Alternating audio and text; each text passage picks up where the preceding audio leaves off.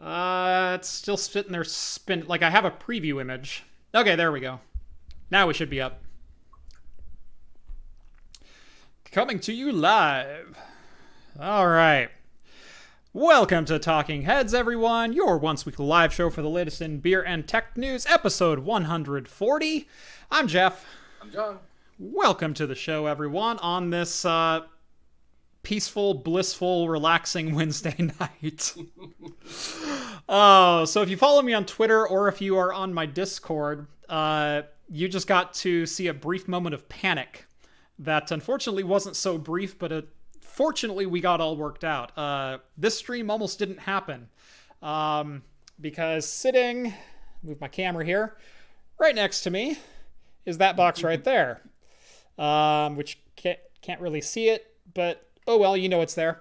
That is my streaming PC, and more than my streaming PC, it's kind of the lifeblood of my channel. Like, it's where I do like 80% of my work is here at this desk. And I had the show set up in OBS, had all my windows open and ready to rock and roll. I was just listening to some music on YouTube and was reading a couple articles for tonight.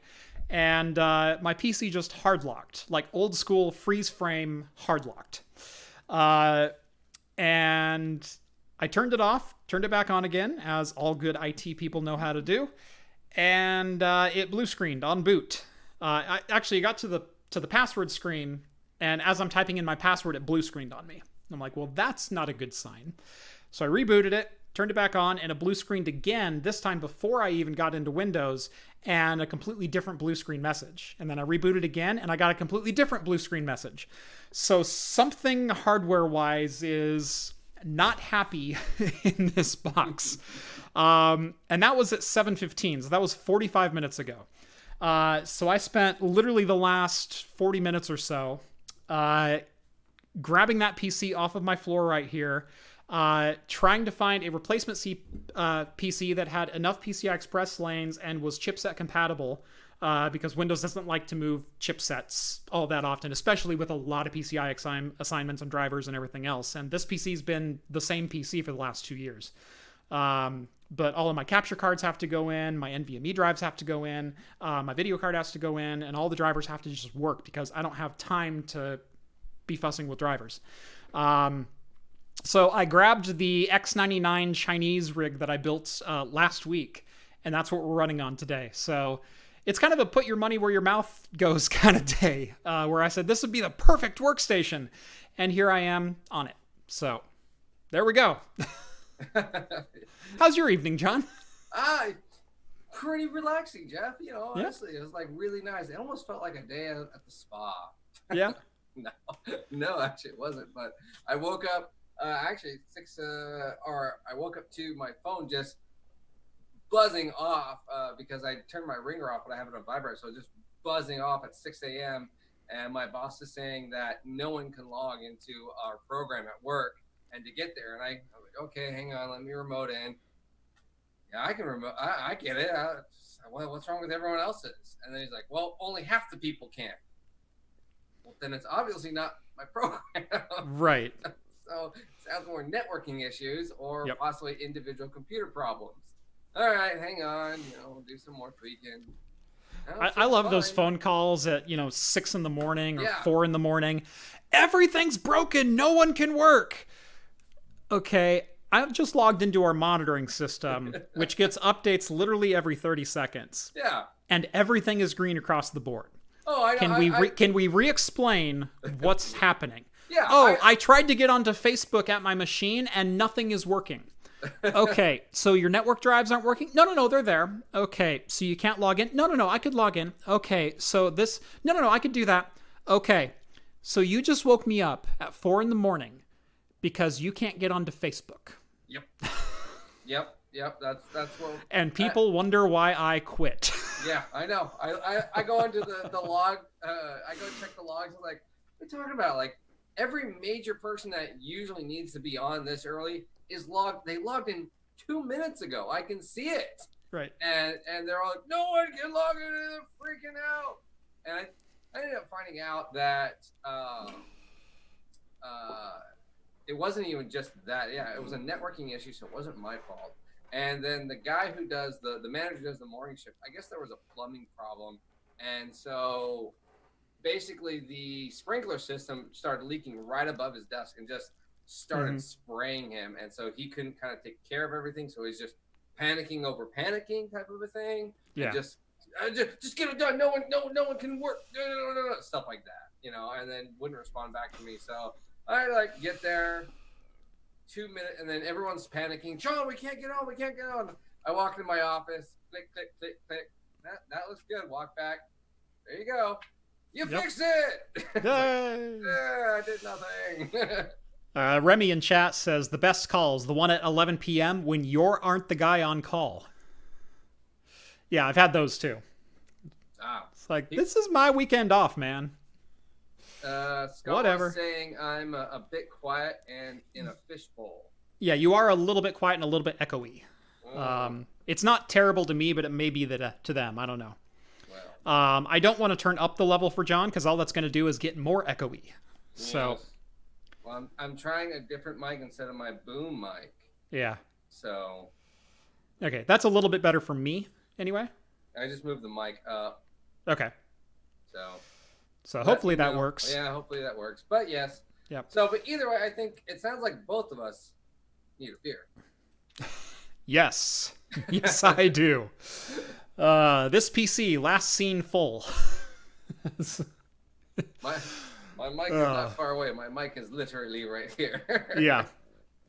And mine is here, so yeah. Anyway, welcome to the show, everyone. Yep. A little bit of a chaotic start, but thank you for joining us on this beautiful Wednesday night. You want to go first? What's that? The intro of what we do, our once weekly live show of beer and tech and once weekly live show for the latest in beer and tech news. If you are seeing the show for the first time, thank you so much for joining us. We do drink alcohol on the show. However, we try to keep the content as family friendly as humanly possible, language included. If you are drinking, let us know along in chat, and we will give some early show shoutouts or shoutouts as we see them. We do read all super chats live on the air, so long as they are appropriate for me to say on the air. And that's about it, I think. Oh, yeah. You'd think after 140 shows, I'd know how to say my intro. Right? Someone's asking if my microphone is set. Digital and tumbling. As he's leaning forward and test. Yeah. Okay. That's better. Okay. Yeah. So yeah. You were on your boom, which was across the room. Yeah, it was. Well.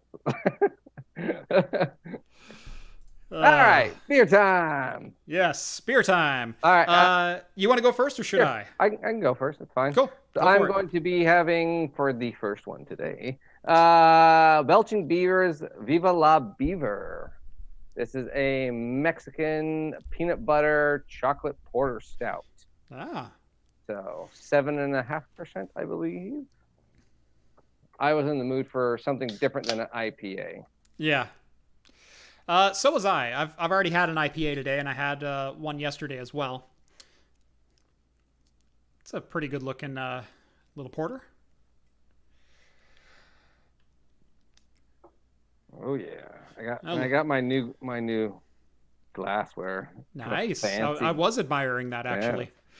I had a pour on camera that you would have been proud of yesterday, John. It was about 4 inches of beer and 7 inches ahead. You know, it was funny because I was going to try to just do my homebrew, my Belgian.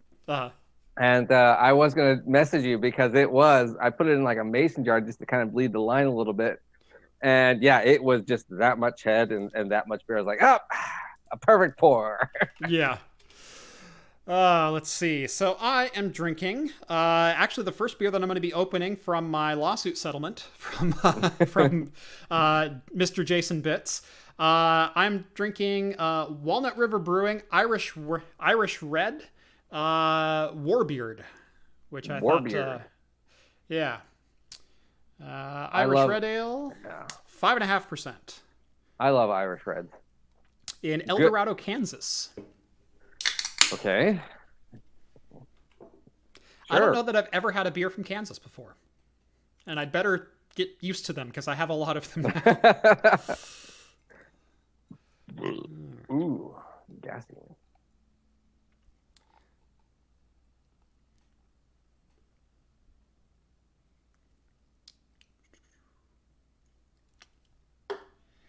All right.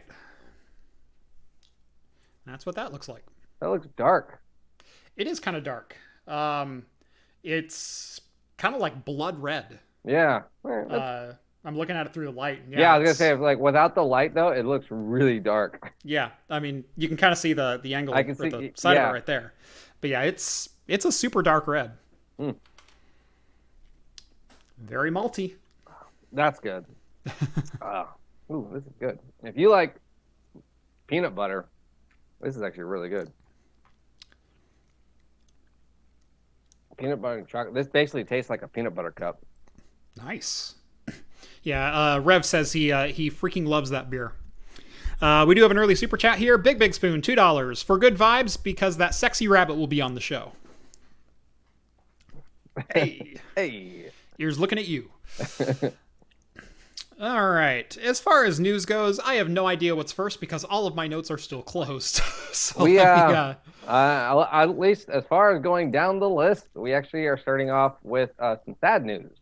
Yes, that's right. That was first on the list here.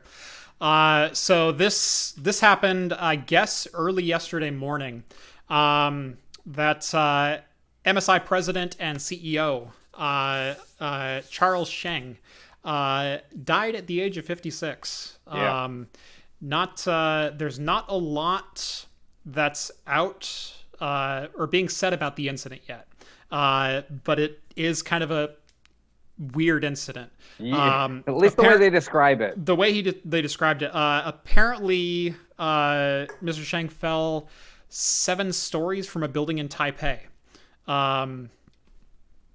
And the police are investigating it as suspicious. And that's really all the information we have.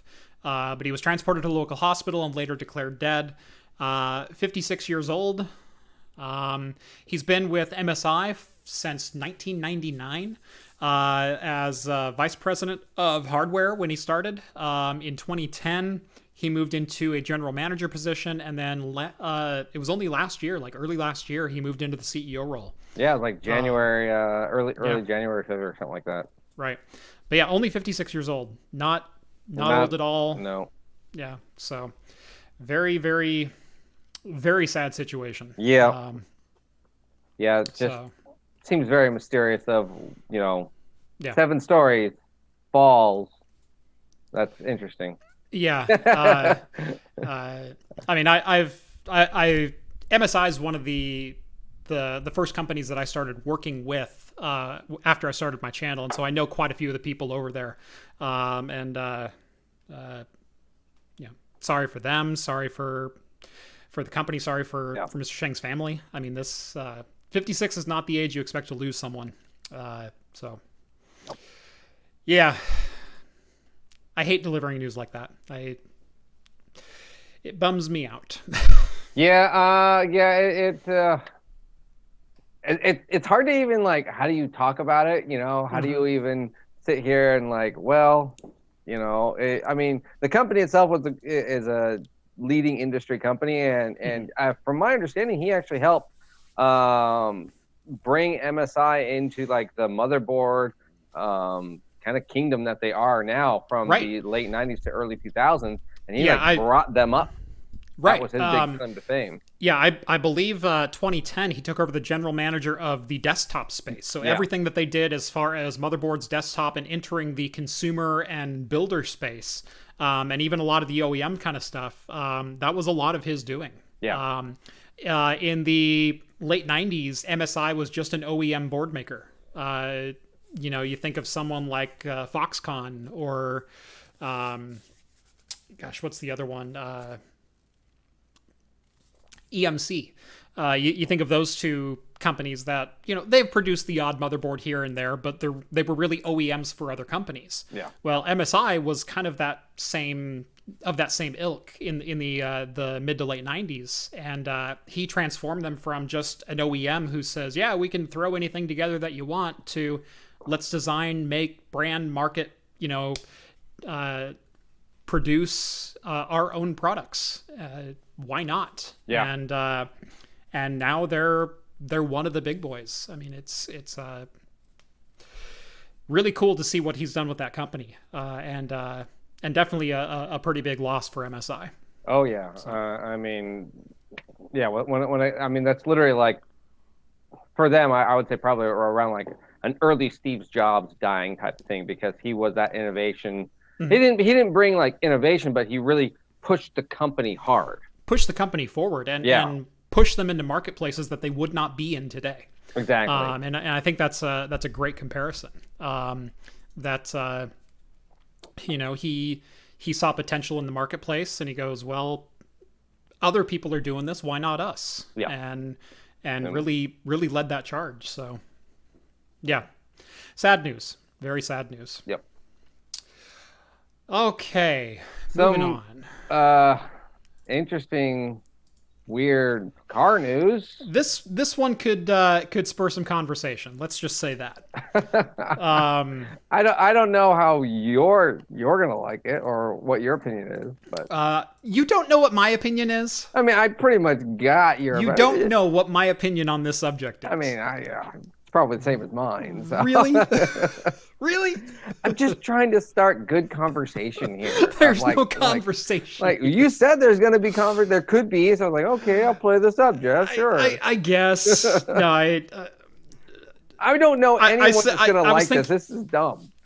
I was thinking it could spur conversation, but it's all going to be one-sided. Is kind of how I was thinking. Okay. Yeah. Okay. Be interesting to talk about. Anyway, what we're talking about is BMW. We occasionally jump into the auto world over here, especially as it relates to technology or services, as tech does intertwine with the auto industry quite a bit, and there's quite a few car heads and motorheads that follow my channel. I'm kind of a wannabe motorhead. I really enjoy the stuff, but I don't work on my own stuff, so because I have enough hobbies. But BMW announced plans last Wednesday or Thursday, I don't remember which, to start selling heated seats as a service. I was going to say, selling? Leasing? Renting? Renting? So for those who don't know the tech terminology, as a service. So if I say banking as a service, or web hosting as a service, or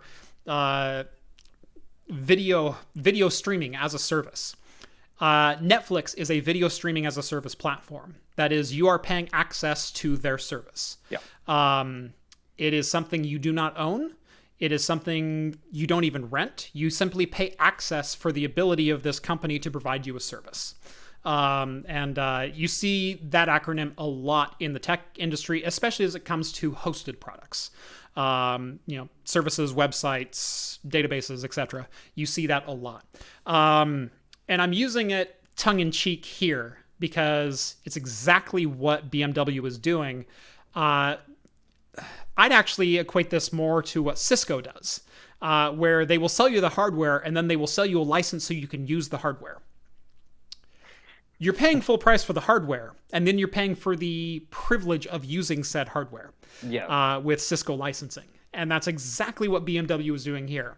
They are going to be installing heated seats in every single BMW, and then you can pay a monthly subscription charge, service fee, to be able to turn on your heated seats. So yeah, this is horrible. That's a stupid what thing. The actual crap? Yeah. So this comes on the heels of BMW just announcing that they're going to be partnering with Apple with their Apple Play, and so they're going to be able to make it for their, I believe, some kind of digital key. Essentially, it's a digital key service, and so they're going to kind of go on top of that to where you'll pay for. Hey, if you have an Apple device, well, you can pay for a subscription with your BMW to turn your phone into your digital key. Mm-hmm. That kind of started, well, if people are going to pay for that, maybe we can join with Apple and other services. Well, let's start with heated seats. Right. And so it's so dumb because it's sounding like, from my understanding, that they're going to start off with the M4s. They're going to be I think it's like the 2000. I think it's starting this year. So the 2021 model year. Yeah, right. so the 2021 model year. So end of this year, those are the BMWs that we're going to be seeing. And they're talking, even this is just the first of many features to come. It's so mind-boggling that you would have to pay even $1 a month to turn your heated seats on, or any other service. I mean, what happens? My biggest problem with this was that what happens if you get into an accident and you didn't pay for all those services, but now your parts are way more expensive? That's what I wanted to get into. Someone brought up the point of Tesla does the same thing with autopilot. And this is what Microsoft is wanting to do with Windows. But neither of them are quite there to that extent. With Tesla, you're paying for software. You're paying for upkeep on said software. And so you are paying for a service, but active development on artificial intelligence, self-driving navigation is one thing. Yeah. Heating elements in your ass are completely another. Well, not in your although it's BMW, who knows? Well, maybe they pay extra. They got to stick something up somewhere, right? But this is a completely different set of circumstances. There are some things that are mechanical.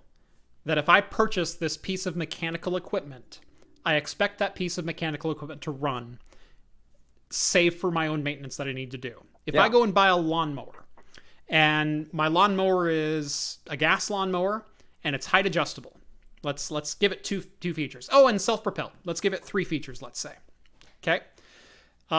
Those are all by manual. Those are, I've got a lever to do the height adjust. I've got a pull chain, or if you're really fancy, an electric start on your mower, and I've got a little switch to go forward. Little switch to go forward, which just engages the clutch to the motor and drives one of the wheels. Let's say all of a sudden, we'll just say John Deere, because I wouldn't put this past them. Let's just say John Deere all of a sudden says, well, we're going to put a computer onto your lawnmower, and now we're going to charge a service fee to engage the clutch, so your self-propelled lawnmower will actually go forward now. If you don't want to pay the service fee, you don't have to. But the equipment's there if you ever want it. But if you are just fine pushing your lawnmower, then you can save that $5.99 a month. That's crap. I mean, and you probably pay. The problem is too is even with all those services turned off, you're paying the exact same price as everyone else. So the base model just went up because it has those that ability to now turn those features on and off. That in itself is a feature. Well, cars have been doing that for a number of years, where a lot of cars will still come with equipment, and you just won't have the switch to turn said equipment on if your car isn't technically equipped with that package. The wiring looms are all the same for the cars. They all have all the same wiring. It's just whether or not it's terminated to a device on the end as well. And so, and this has been going on forever. I mean, I had a 2003 Toyota MR2, and the MR2 doesn't come standard with cruise control. It was one of the only Toyotas that year that didn't have cruise control standard, but it shared a lot of parts with the Corolla, Celica, and a couple other cars. I think the Matrix was on that list as well. Shared a bunch of internal parts with all those cars. Well, the wiring loom is already in the steering column for cruise control, because it wouldn't make sense to design 2 or 3 different wiring looms depending on which stock features you needed to add. And so if you went out and bought a different steering wheel with the cruise control lever on it, you could plug it in and have cruise control. Yeah. So cars have been doing this for a long time. I mean, well, yeah, but you didn't pay for that service to automatically turn on. Right. Well, kind of you did, because it's still part of it's a one-time, I guess it'd be a one-time fee, because it's a one-time fee for the part. But my point was, every single MR2 is capable of having cruise control because it already has the equipment minus the lever to actually make it work. Yeah. I guess my point was more of the automatic of turning it on or off, because it's not as if you pay for the subscription, then they're going to say, now go to the BMW dealership and then we'll turn it on for you. Right. You know, it's no, yeah, you can turn it on from your phone and digitally because it's already built in. That in itself is a feature that they're going to be having to put in all the base models so everything gets it. And another thing, though, is what happens if you bring this car to a local mechanic who's not used to that type of thing? Is it going to ruin anything? You know, all these parts that he's going to be looking up. And then let's say you do get into an accident and then you take it to your local mechanic and he buys you, you know, the budget sheet, the seat. Yeah. To fix that seat. It doesn't have heating elements in it, you know. There's just so many weird things about this that is just, I don't like. It's so dumb. Yeah. And it comes back to, do I own the hardware or not? I mean, this is in the same ilk of an argument as right to repair. Yeah. Of who owns the hardware. Let's say that I'm paying a subscription service to turn on my heated seats. If the heated seat stops working, does BMW pay to fix it? That's a good point. Because I'm renting that hardware now from BMW. Does BMW pay maintenance fees, repair costs on any leased or as a service items that they're selling as part of the car? Or did they sell me the hardware and now they're selling me a license to use the hardware 1 month at a time?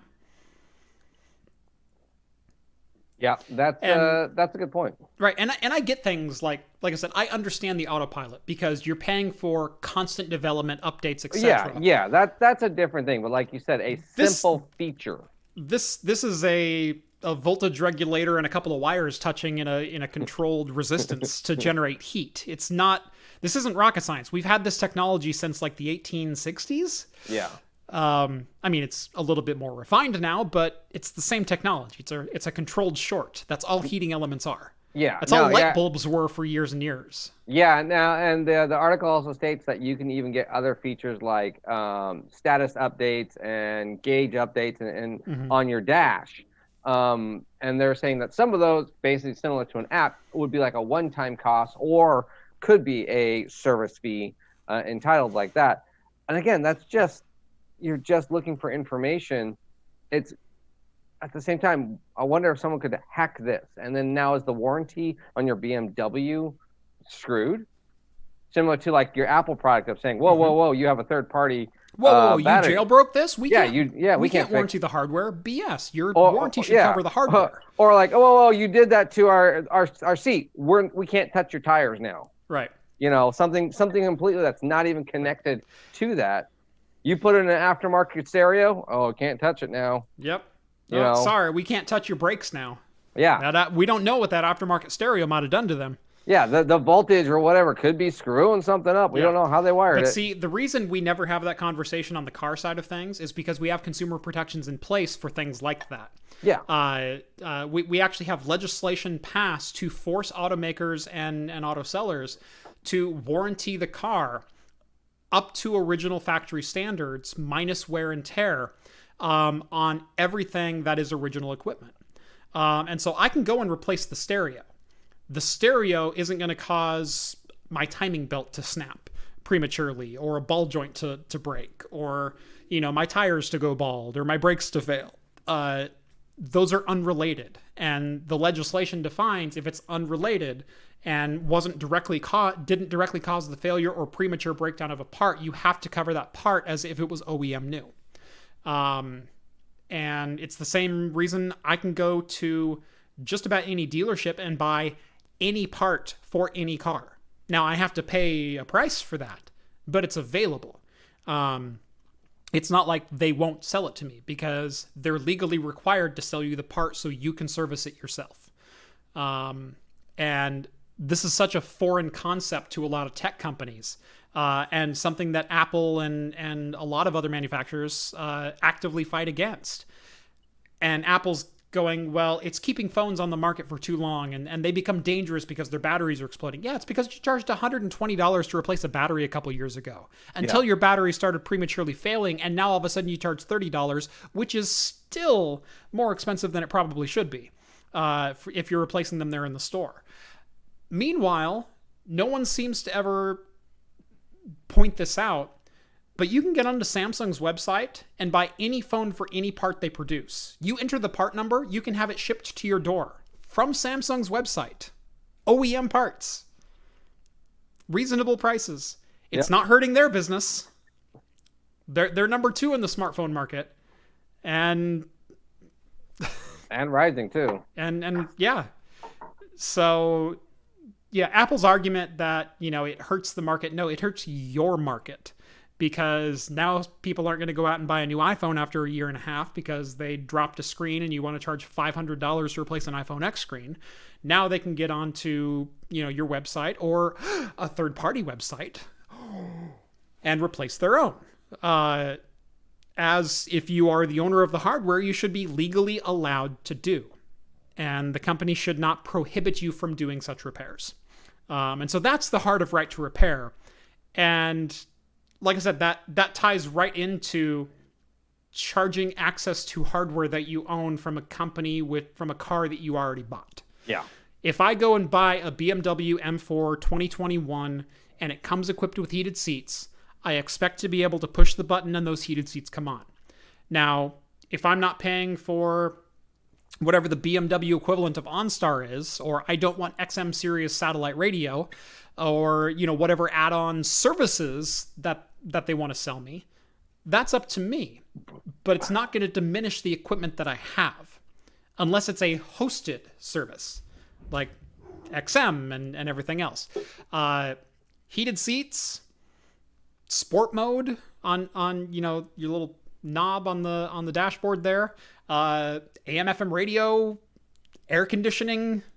Where do you stop with? We're going to lease you rights to use your own equipment. Yeah. Well, and even then, so I guess that comes back to, let's say, are the mechanical issues of if you are going to go for the turbocharge or sport mode, to get all that tightening up and that chipset to do all that, or whatever equipment that they needed. I just can't get back past the whole mechanical and hardware issue. And yeah, everything is just stupid about this. It really is. I hope this endeavor fails. Honestly, I'm sorry, but I hope this. And also, I think I read that it was their M4 series again. They're going to have to raise the price on this ever so slightly. So it's going to be base model, or the model's going to start at $45,000. We have to, so we can provide you this service. So even now, the base models are going up in price. Right. Because, again, you're paying for a feature that you might not ever use. Right. Emil says they want recurring payments, not a one-time payment. Then develop a service that requires a monthly subscription fee. Chevrolet has OnStar. That's their own company. General Motors owns OnStar.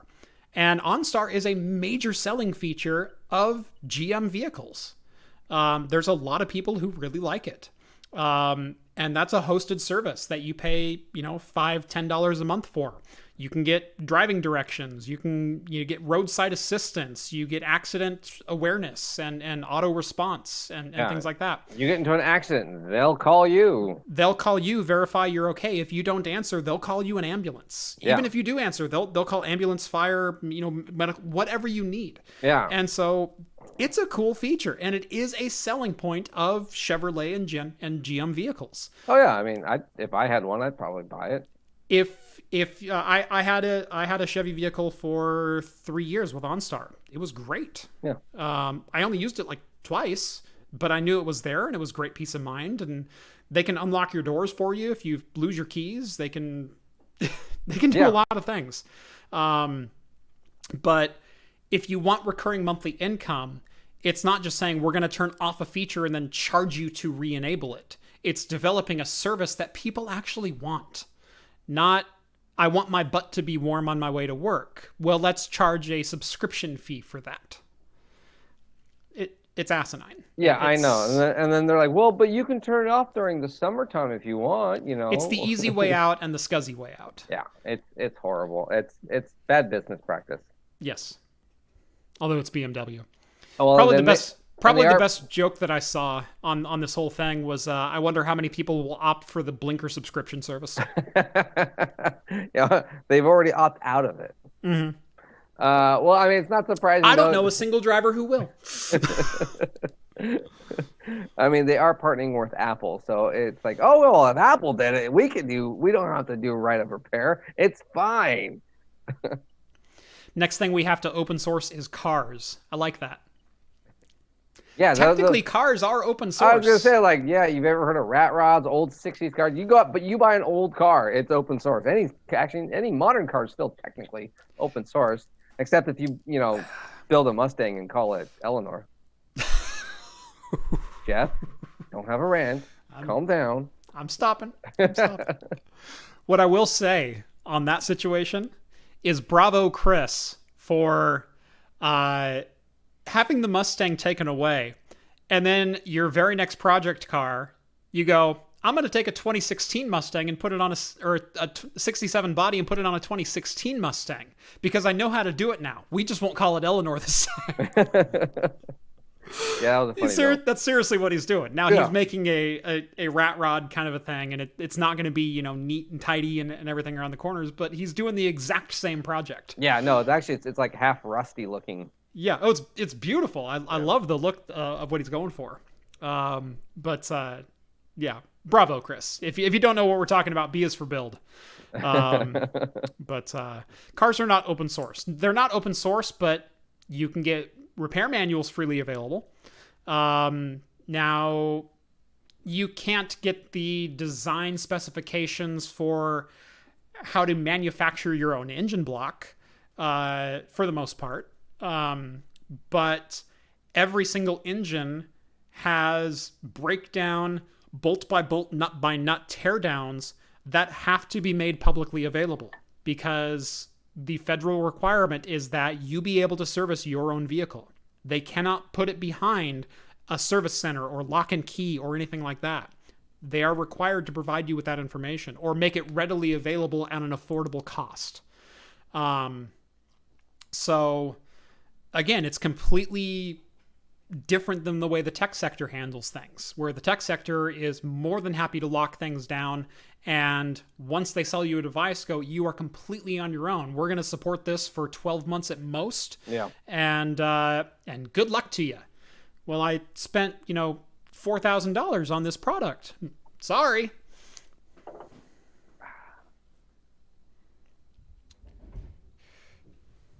How's that beer? It's a red. Well, you said it was malty. It smells very, very malty. Ah. Picking up what I'm putting down?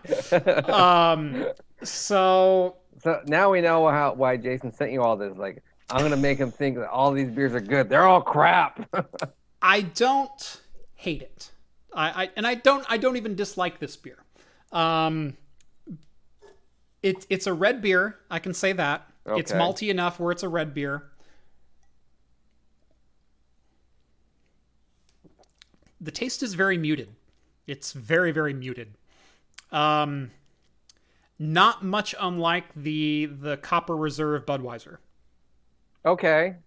All right. It's of that ilk. Really? Where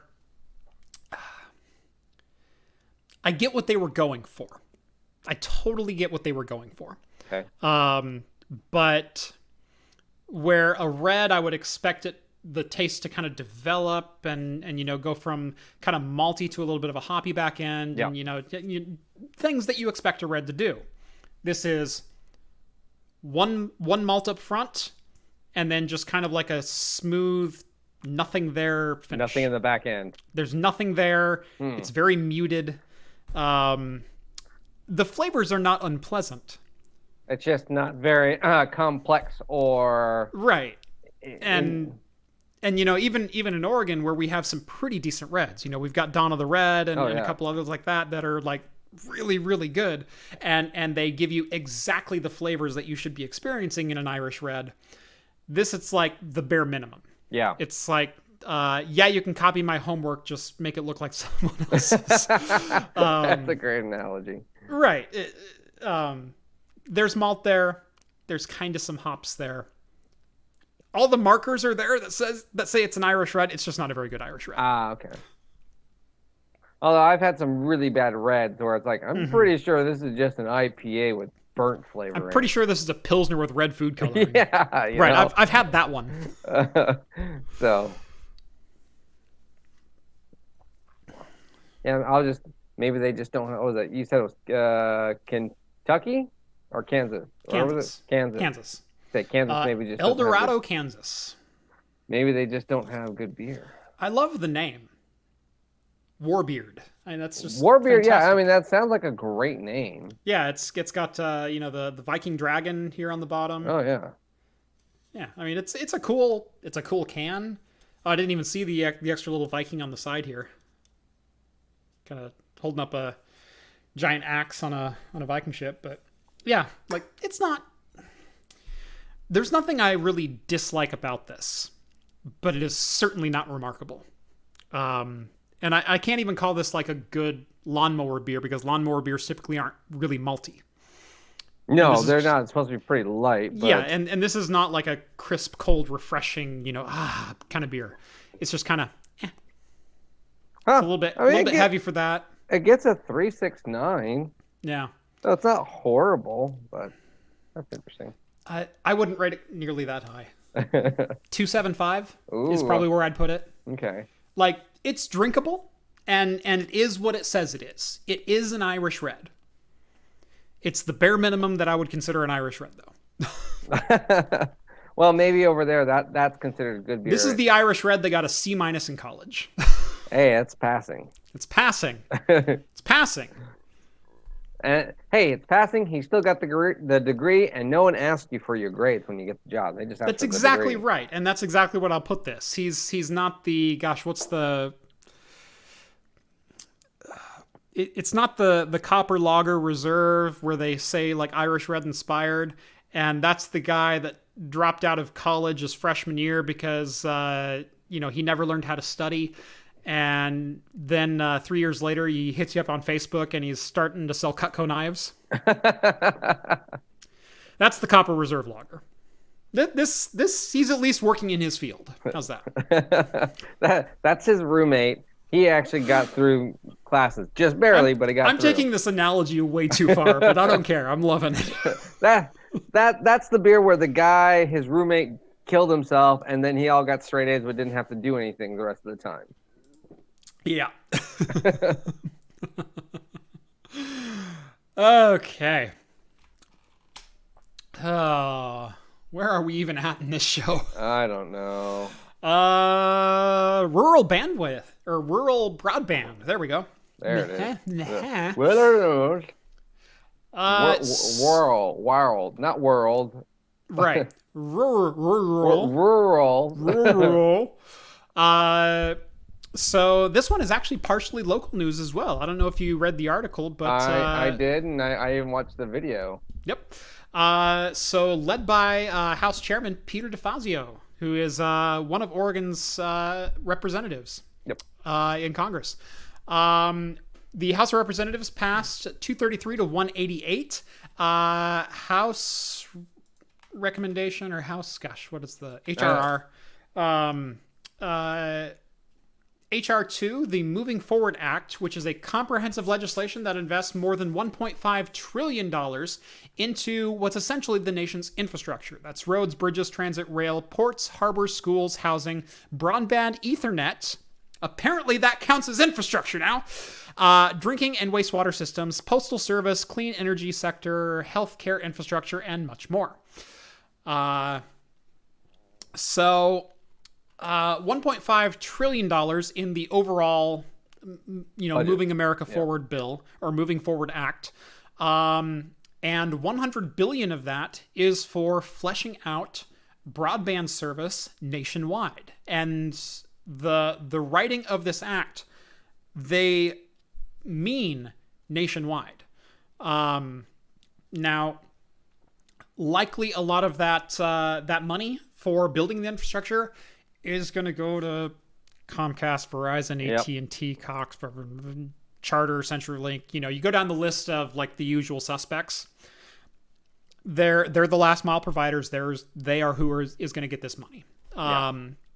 And whether or not there are checks and balances in place to make sure that broadband actually gets rolled out nationwide. That remains to be seen. Because I've seen this song and dance before, twice before, in fact, and pretty much the same amount of money if you go back and think about, inflation. Because what was it, $42 billion back in 1998 or something like that for almost a carbon copy of this initiative. Well, I mean, we all did get dial-up then, so technically it worked. Yeah. I'm banking on more of a Elon Musk thing right now over this. Yeah, I'm really hoping on, well, it's not Skynet, but what? Close enough. Drawing a blank on it now. But yeah, I am Starlink. There we go. Starlink. Skynet. Skynet. No, it's in the sky. It provides network. No, what do you want? It's Skynet. It's Skynet. It's Skynet. Let's call it what it is. It's Skynet. I'm banking on that for hopefully it works. And I certainly want to be a beta tester or an early adopter just to see. Yeah. I'd like to review it. Oh yeah, that'd be cool. Because I think that'd be a fun video. I gotta go tuck my son in. I'll be right back. Okay. All right. So, like I said, this bill is pretty much a carbon copy of a lot of the initiatives that have happened before as far as providing rural access for broadband internet. The exact wording of it is, it, quote, expands affordable high-speed internet access to underserved communities, which is right here. There we go. And the way it does that is with $100 billion in investment that promotes competition, connects children to remote learning, closes broadband adoption and digital skill gaps, and improves affordability. So that is the broad statement as far as the bill goes. A lot of this is to make sure that rural areas do get access to broadband now. And it's also going to look at a lot of the other areas of connectivity. So underserved areas, underprivileged areas, lower income places, making sure that all schools have broadband internet. I know that's an issue that has come up in the past where rural schools are still working off of dial-up or HughesNet or crap like that.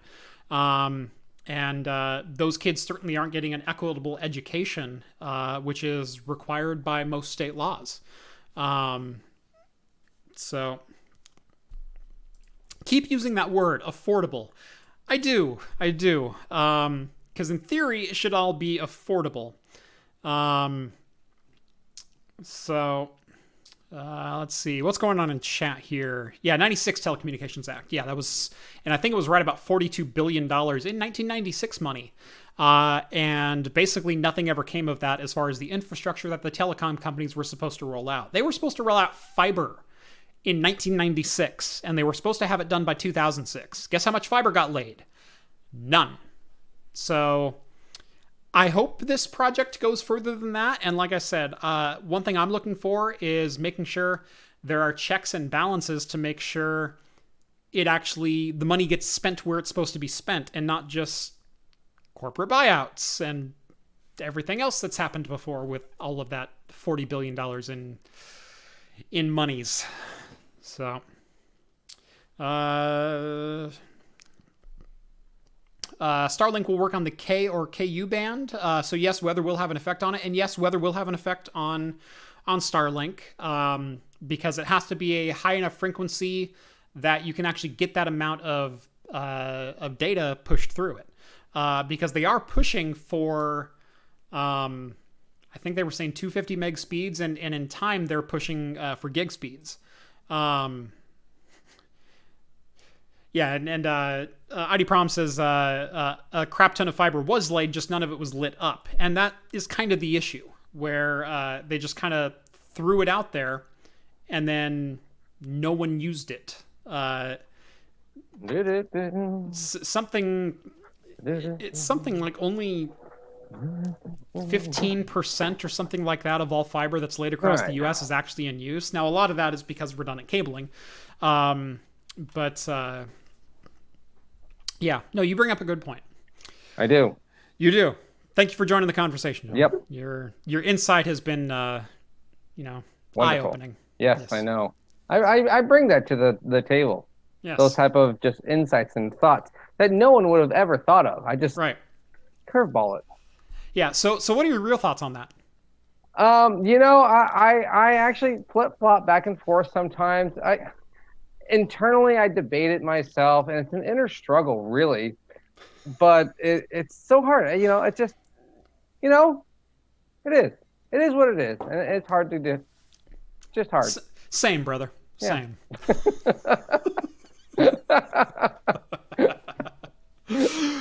Oh, okay. Let's see. Moving on. We were just talking about Starlink potentially being disrupted by weather service, and that's exactly right. Okay. And it would be rough if your internet connection depended on clear skies because, well, Starlink won't work in Oregon. But speaking of thunder. Thunderbolt 4! I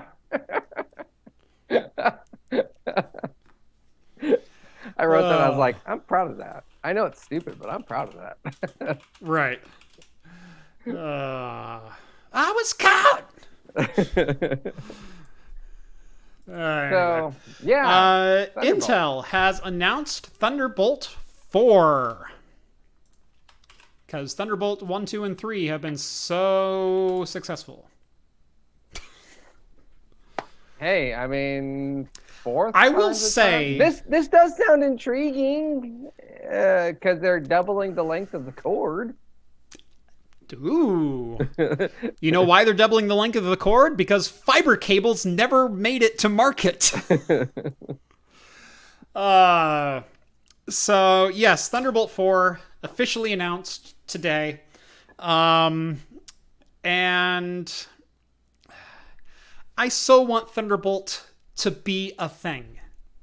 I do. But I'm going to naysay this. I'm going to come and say I'm upset with Intel for a lot of different reasons on the whole Thunderbolt, deployment, rollout, hardware, everything. It's because it's an Intel chip, and I get it's an Intel chip. They pick and choose who they want to sell that particular Thunderbolt chip to. They don't let hardly anyone integrate it into motherboards. I have one of the few PC motherboards in my system right here, the one that is dying or has died or has bad RAM or something. I have a Thunderbolt card because it has hardware tie-in to the motherboard that actually requires what looks like an old school audio cable from your CD-ROM drive that has same plug. The big wide one? Oh, yeah. That's it. That's Thunderbolt. It's even got the little retention clasp on the back of it. And it's 5 pins instead of 4. But yeah, that's the cable that they used. It has to tie into your motherboard. And on the back of it, I get 2 display ports and 2 Thunderbolt ports. And the display ports are so I can route little daisy chain cables or little pigtails from my video card into this so I can display video out through the Thunderbolt provided from my discrete graphics card. Because they also won't let graphics card manufacturers integrate Thunderbolt into any of their products. So the only person that has Thunderbolt integrated into their products wholesale is Apple. Only company. This is an MSI board. It's an MSI X299 Creation motherboard. It's a $600 motherboard. Lot of really great features, including Thunderbolt. But Thunderbolt is still on a daughter board here because this is the circuitry required for Thunderbolt. It requires its own, VRM chokes on it. And yeah, you still have to daisy chain cables outside of your case with like DisplayPort back into your case, and it's just weird. And that's Thunderbolt 3. That's Thunderbolt 3. That's what we're upgrading from right now to Thunderbolt 4. If Intel would make this a standard and stop trying to bankroll every last aspect of it, it would push out USB. because Thunderbolt is a PCI Express connected device. It is a direct connect. Right now they're using, 4 PCIe 3.0 lanes, I believe. Something like that. And you get 40 gigabit throughput, and USB, and the new spec has USB 4.0 spec integrated into it. So it's going to be USB 4 forward-thinking compatible whenever USB 4 becomes a thing. But if they would stop saying we're the only person who can manufacture it, we're the only person who can distribute it, you have to sign X agreements and meet X standards to be able to deploy it. I mean, the number of PCs it's in, I can probably count on one hand and maybe half of a foot as far as how many motherboards support Thunderbolt connectivity outside of the Apple ecosystem. And then if you go and look at your peripherals, your Thunderbolt docks and your graphics card docks and things like that,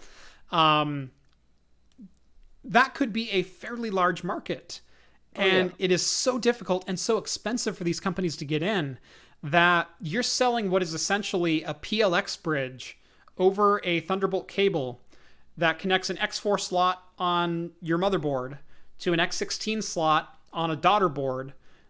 And you're selling that expansion for $400, $500, or if you're Lasai, $600, $700 for tech that exists inside systems for pennies.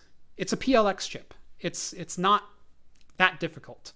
It's GBIC. It's converting, digital signal to optical if you want to go with an optical cable.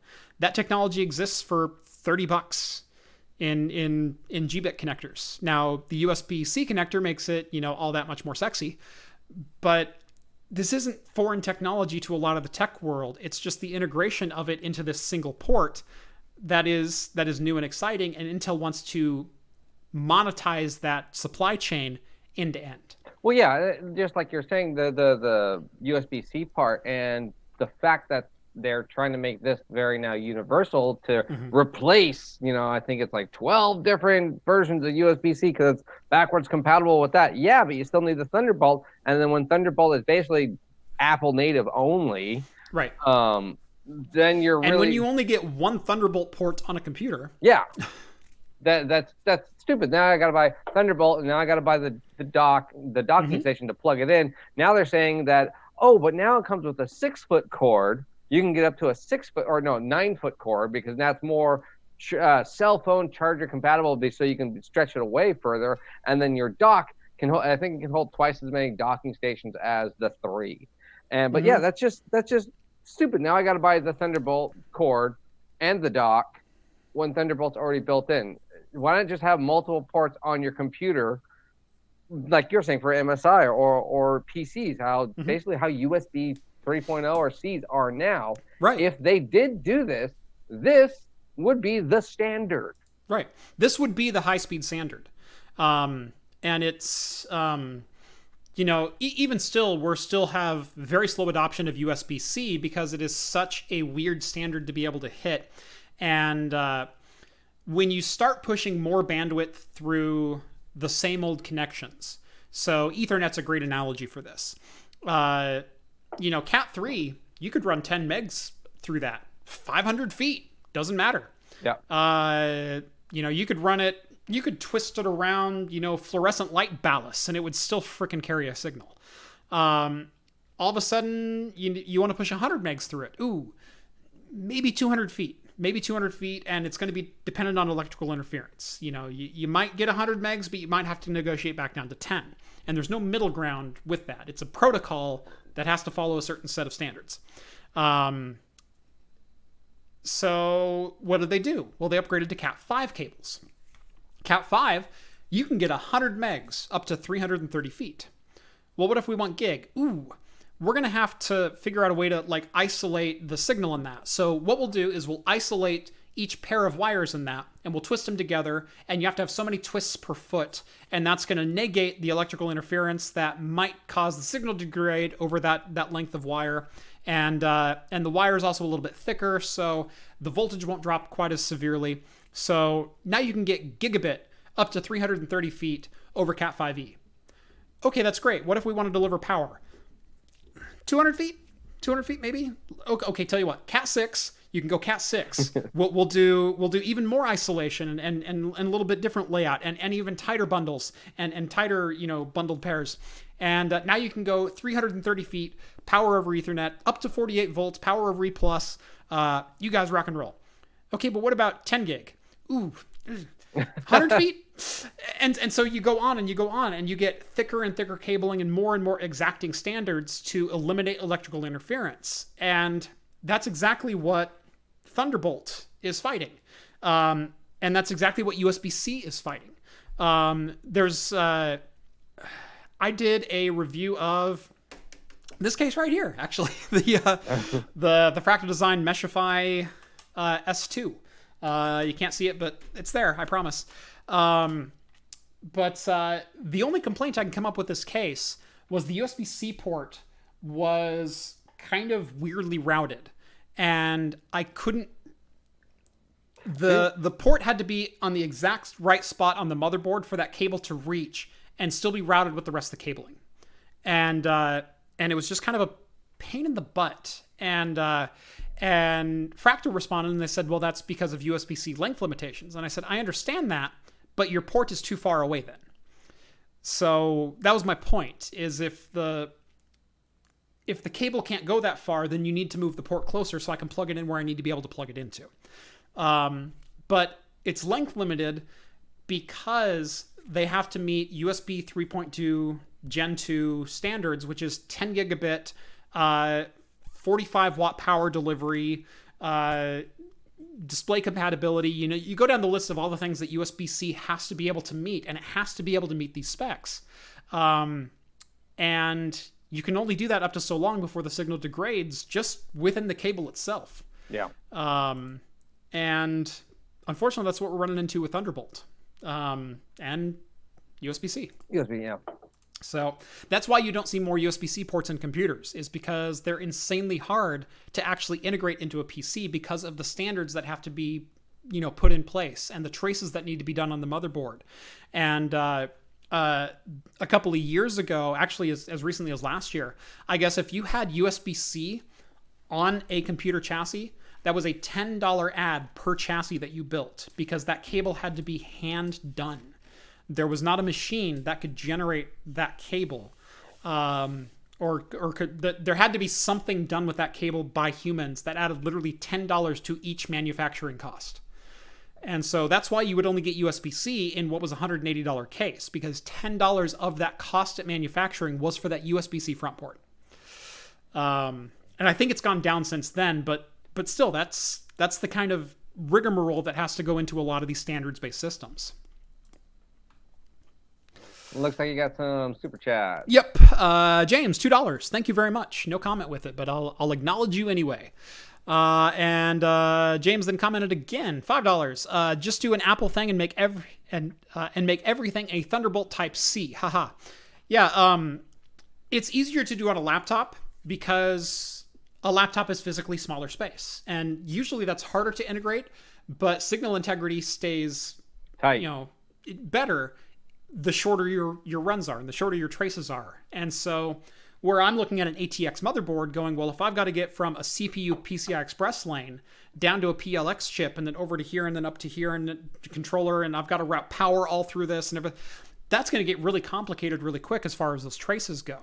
Versus on a laptop, when you're not going as far of a distance, like physically you're not going as far, it's more constrained. The tolerances are tighter, but at the same time, your signal lasts that length of the run. So that's why you can see laptops with 2 Thunderbolt 3 ports and almost no desktops with it.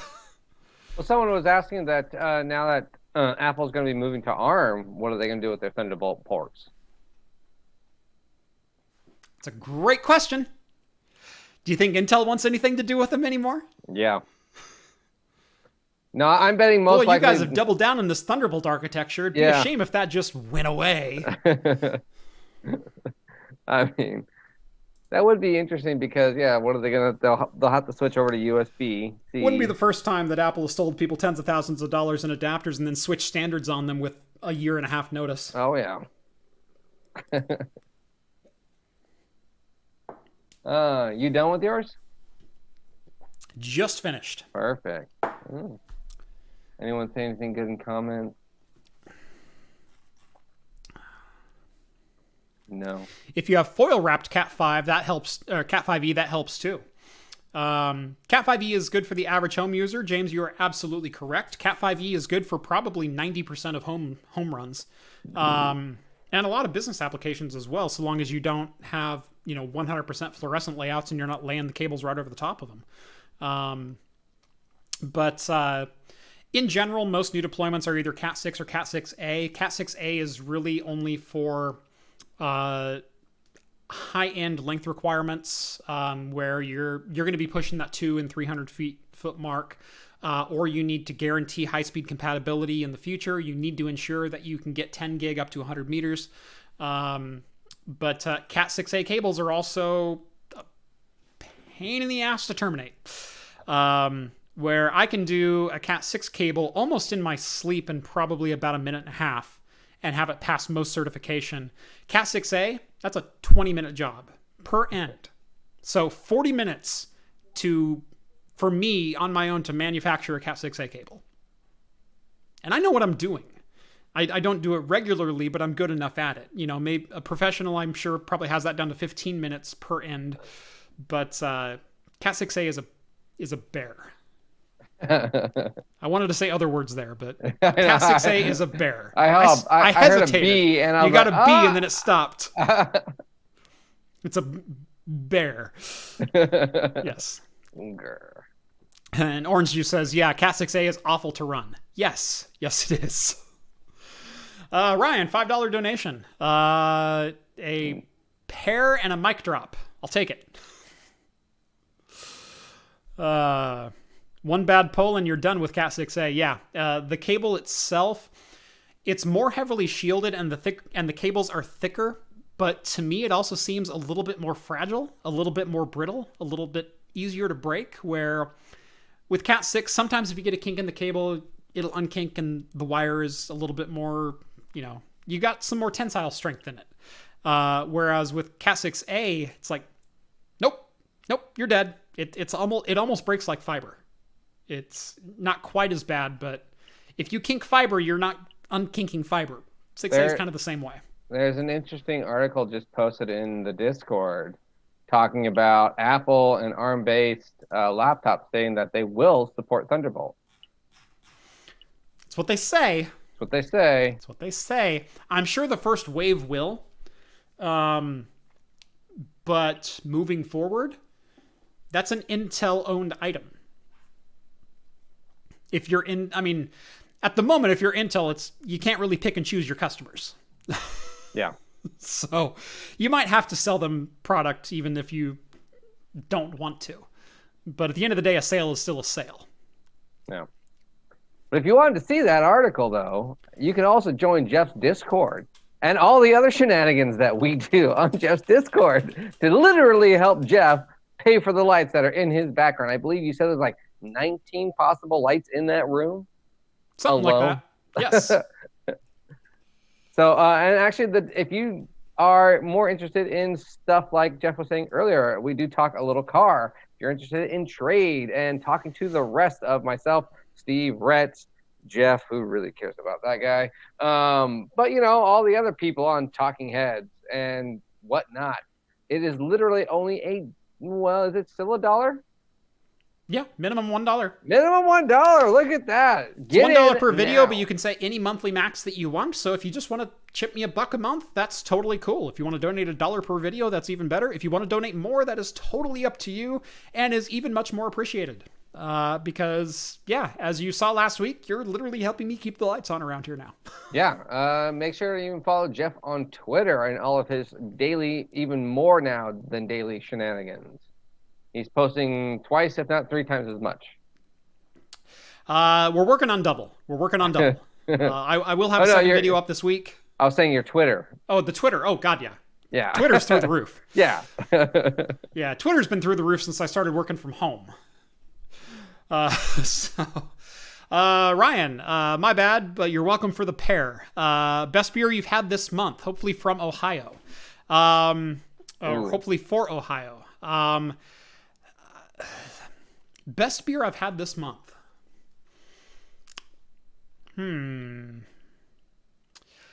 I had a couple of really good ones. Now this month has been pretty short. I did open... Gosh, what was that? Hold on. It's within a month-long period, but it was in June. Let me grab my phone here so I can... So my wife bought me a Traeger for Father's Day. And so we christened that with... let's see. This is not the right way to share pictures, but I'm going to do it anyway. So we christened it with that on the grill, which is some 2.5 to 3 inch thick New York strip steaks. It was about $30 per cut. And so that was $60 in steak on my grill. And we cooked it for about 3.5 hours. And John, you recognize that bottle. Oh, I do. You know exactly what that one is. That's the best beer that I've had this month. This is the Fremont Barrel Aged Dark Star Imperial Oatmeal Stout 2018 edition. That's a great beer. If you don't know the Fremont Dark Star, it is a series of beers, and they do 4 per year, and they're always different. It's kind of like the Goose Island Bourbon County Reserve. But this is Fremont's version of it, where they're wax dip bottles and they're obscenely good. Oh yeah, they're like $25 a bottle starting. They always have the base version, and then usually there's like 3 variants that they usually do, like the best one from last year, and then like 2 experimentals, something along that line. So John and I are both on mailing lists for a number of different beer trading websites and rare beer spotters and things like that. And I got an email one day from a bar that is near me, and it said, hey, we just got this year's Fremont Reserves. We have all 4 available. First come, first serve. We open at 3. And when you get that email, you have 2 hours to get there. Basically, otherwise, you will not get them. Yeah. Because usually they get a case or 2. Yeah. Is all of the allotments. It's usually only about 1 case if they're lucky. Right. And so I get that email and I'm going, I need to stop there on my way home from work. And I haven't even put my phone down, and John has already texted me and he says, are you anywhere near Salem right now? And I went, true. And I said, how many bottles do you want? And he goes, how did you know what I was asking? Yeah, that was true. That's totally a thing. We will call each other and go like, I just saw this is announced. You're closer than I am. Yep, go get it. Okay. So yeah, that's where that bottle came from.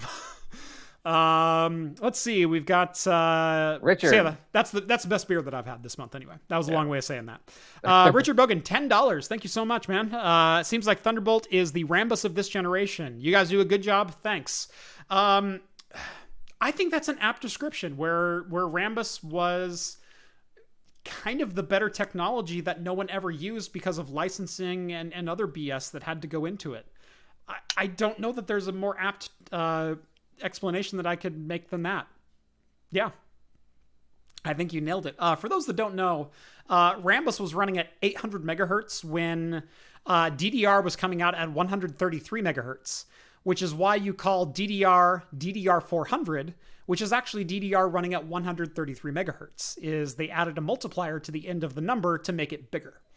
And so that's why these days when you see DDR 25600, it's DDR 2133. That's the megahertz that it's running at. It's just that its stepper clock is running at 25,600 or 25,600. It's an old marketing play by DDR to get specs that they didn't actually achieve. James, $5. So you're telling me I've been putting off flashing my Ford from Sync 3.0 to 3.4, even though all the hardware is there, and it won't void my warranty. Well, you're dealing with Ford and Microsoft at the same time, so best of luck to you, buddy. Yeah, that's horrible. That's all I can say there. By the way, Microsoft fired their entire QA department for software about 4 years ago. So Godspeed, my friend. Put that into your car. Powered by Windows. We're going to die. Windows Vista. The bomb robot. Yeah. What operating system? Vista. We're going to die. The D, $20 Canadian. I will still take it. Thank you. Many of my machines are more than 50 yards away from the closest building, and my client isn't a fan of distribution boxes, so I've had to wrestle 150-pound machine onto delicate fiber connections out of the curb. Oof. Ouch. Yeah. Yeah, especially since you don't believe in distribution. So are you running with like just the ends of cables there? Like you're running 50 yards and you just have like a spool of fiber behind you? Yeah, interesting. Drake, $5 donation. Join the Discord if you support craft. Help keep the lights on. #do it. #Discord. Get access to the Discord. That is right now the best and, well, only perk of the Patreon. I am looking at doing some higher end tiers eventually. Now that I have more time, I can explore some more options. We've been talking about the potential of John reading you one bedtime story per night for certain levels of donations. To which John's interpretation of that was, can I read them the backs of beer labels? I mean, I didn't hear anyone complain when I offered it. I said that sounds like a bedtime story to me. Yeah, right? Malt, barley, two-row, Willamette hops, Yeah. original gravity 0.004. Chapter 1. According to the Surgeon General, women should not drink alcoholic beverages during pregnancy because the risk of birth defects. Consumption of alcoholic beverages impairs your ability to drive a car or operate machinery and may cause health problems. Every store would be like, good night, son. Good night. I'm talking to my beer. Join John on his second channel, his ASMR beer. ASMR beer reviews.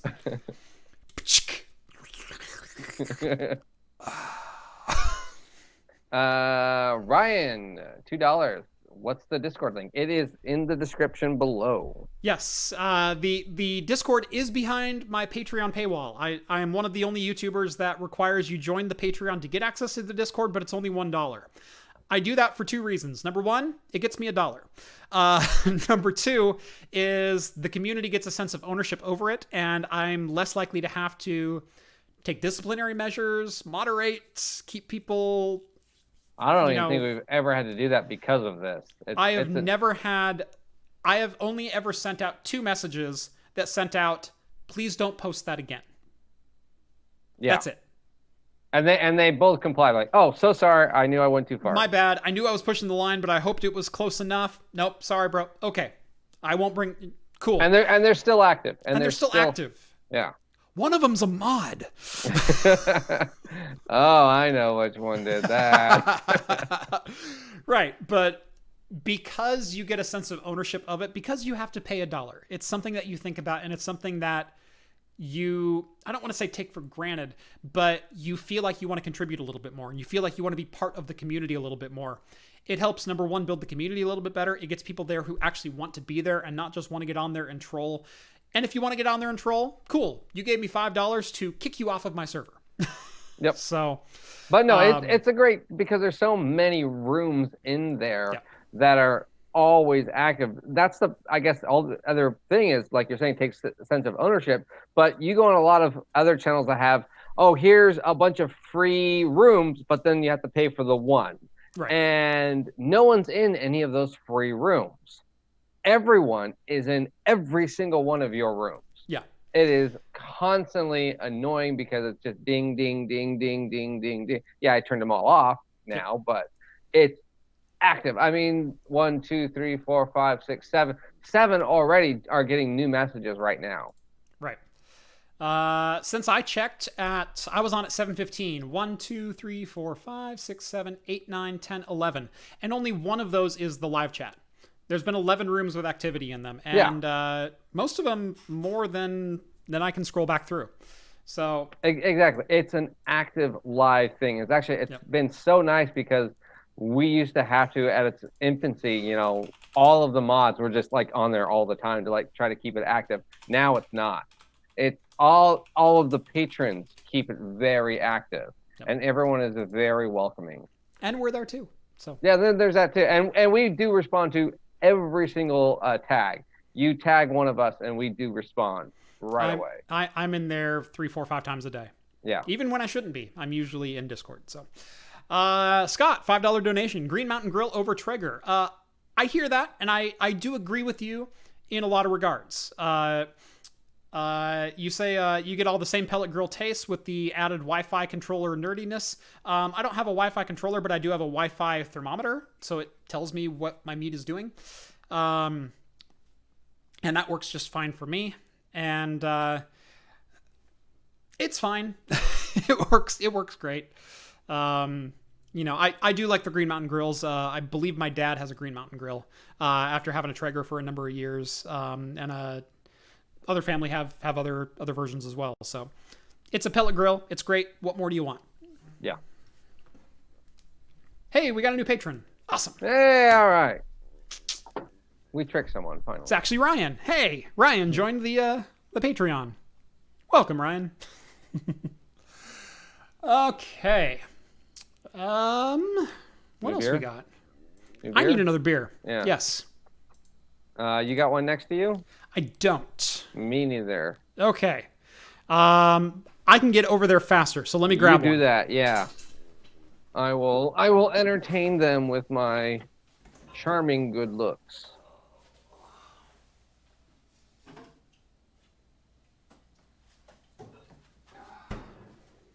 Yeah. They could have done that pretty much for the rest of the show. That's what they're saying in the comments. So we're about to get demonetized. So American Cosworth, one of my patrons, sent me a care package this last week. Oh, speaking of which, I need to open a care package. That's right, I have beer mail. You suck. I forgot. I actually did have beer mail today. I had to pay for it, and I already opened it. So Tavor doesn't count. It wasn't Tavor. It wasn't Tavor. It's beer you can't get anymore. Ooh. Really, really old beer. Yeah. Actually, yeah. Hang on. Check this out. This is pretty cool. And just like that, he leaves me.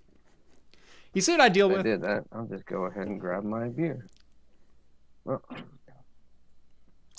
By the way, before the show started, because I was rebuilding my streaming PC on the fly, we were joking that John's still going to be the reason I'm late tonight.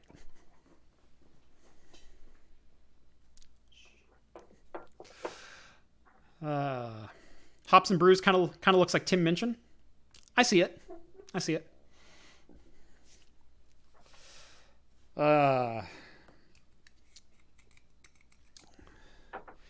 So, what'd you get? A beer that I'm not allowed to say the name on camera. Oh, the one. Okay. Oh, one of those. Okay. One of these. Yeah. Yeah. I got one of these. So hopefully YouTube's site algorithms aren't quite as good, but I know their auditory algorithms do detect both of these words and will instantly demonetize me if I say either one of them. So I'm not going to say either one of these words, but you get the point. It's from Ale Asylum in Madison, Wisconsin. It's a 4% Pilsner. There are two different versions of this beer. One of them is a Pilsner, and that's what I have. There's another one. I believe it was a Pale Ale. It's a Pale Ale. It's a hazy Pale Ale. Yeah. But anyway, Cosworth sent this one over from the Discord. So thank you, Cosworth, for providing me with some beer. Yeah, no, I agree with all the sentiments that are on the front. I got some really old canned beer. Like it's pull top. Wow. So I got that one. I got some really old cans of beer. Now, John, you mentioned that you have some really old cans of beer and that you paid for them. I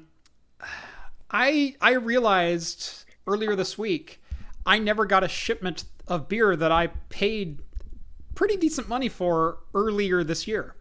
So Sierra Nevada, do you know where I'm going with this? It's beers that you really like to hold over my head, that you have like all of them. Right? So anytime John and I go beer hunting, John is usually looking for, well, a number of different beers, but one of the ones that he always buys when he sees them is the Bigfoot from Sierra Nevada. Yes. And it is their annual barley wine series. And they are freaking delicious. And they come in 12-ounce bottles, and they're just a yearly release. John had every year except like one or two, going back to, what was it, 2008, something like that? I had 2006, 26. Yeah. 2006. Yeah. 2006. I think you were missing like a 2013 or something. Yeah, like I that. was missing like 1 year, but I think now I'm up to like it's 12 to 20. You got 12 to 20? Okay. Yeah. So Sierra Nevada, right after this whole thing started in late February, early March, they figured people weren't going to be going out and buying beer quite as often. And so they announced that they are releasing a whole bunch of cellared bottles of all of these beers.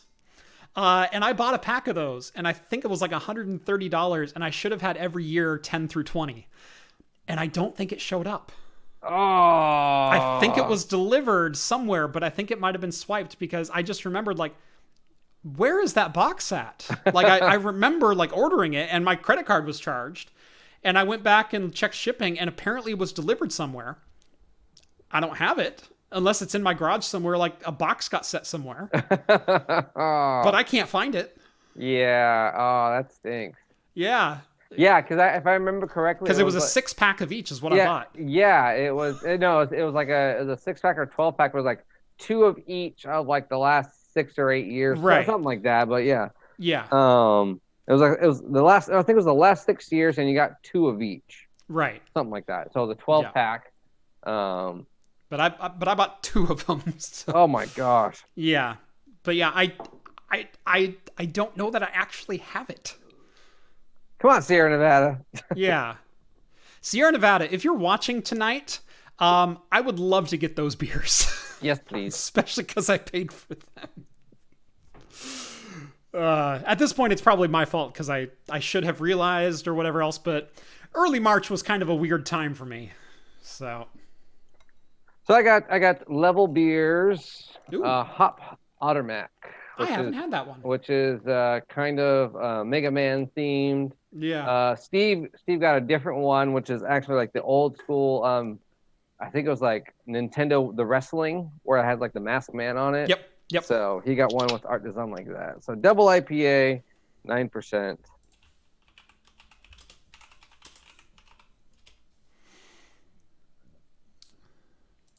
See, I've got a couple different Level Beers in my fridge right now. I'm trying to remember which hazy's in my fridge right now.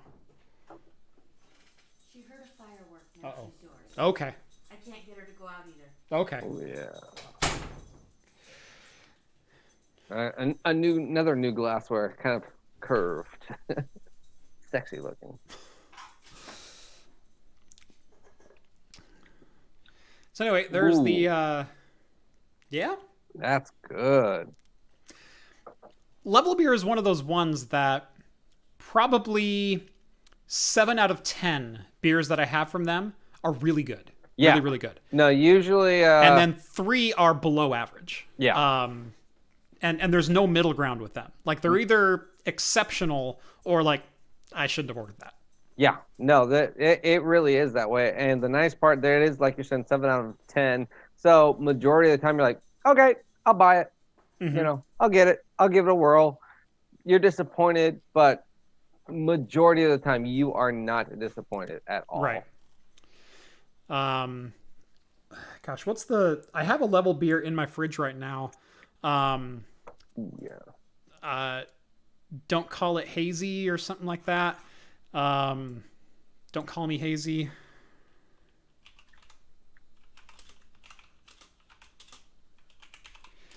Gosh, what is the name of that beer?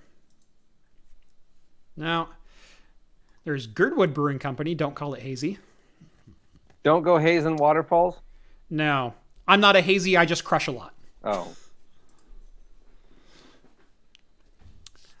And it gets a 378 on Untapped. Yeah.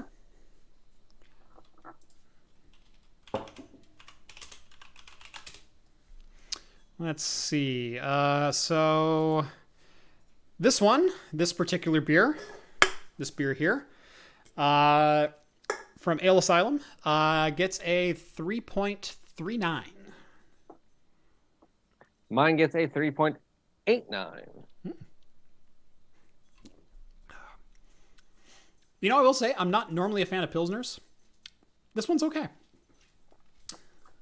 No, you know, it's so funny. Once you start finding a few Pilsners or lagers, like, okay, that's not too bad. Mm-hmm. You're like, you start drinking it just a little more and a little more. Right. And then you start developing a taste of like, you know what? It's not bad. I wouldn't mind. Okay, I find a place for them.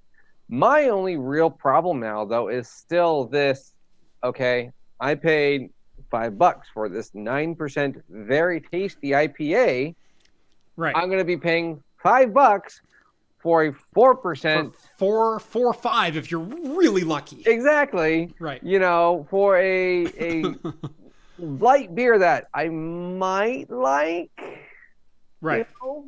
That hopefully it's an okay Pilsner that doesn't taste like shortbread. Exactly. And so it's still so hard to justify doing that and buying those beers. It's not even just the alcohol content, but again, that's almost like just a little bit of a perk. But there's still always more flavor and complexity to a hoppy beer or a malty Belgian or a stout. You know, where the Pilsners or lagers, it's most of the time very one-dimensional. Yes. And then when they try to make it complex by saying, hey, here's a hoppy lager. Here's a dry hopped Pilsner. Yeah, and then it's like that's a very common one that I see. Yeah, and then to me, I go to them like, hey, that's just two flavors that don't work.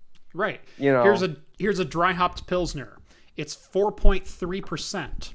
It's $6 a can. Yeah, why am I buying this?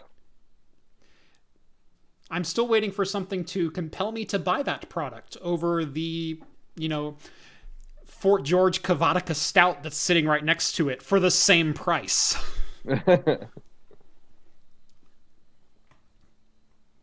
All right. We do have some beer news. We do.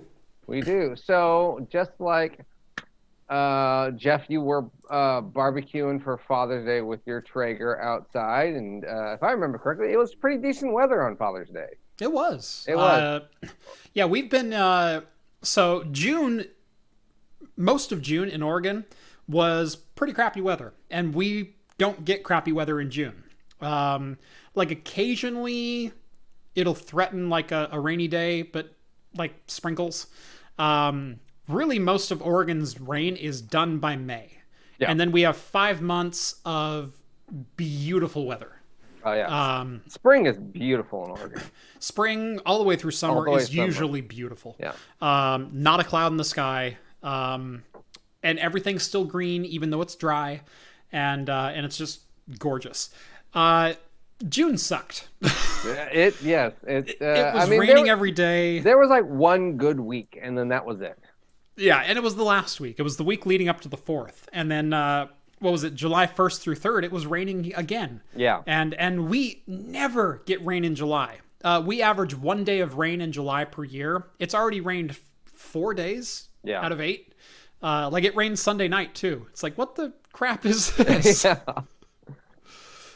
So, but yeah, usually, like you're saying, it's good weather, it's warm weather, it's hot, and it starts getting hot. Now, it doesn't really get super hot till about August or September, but there are places right now that are getting pretty hot, and it's good barbecue weather.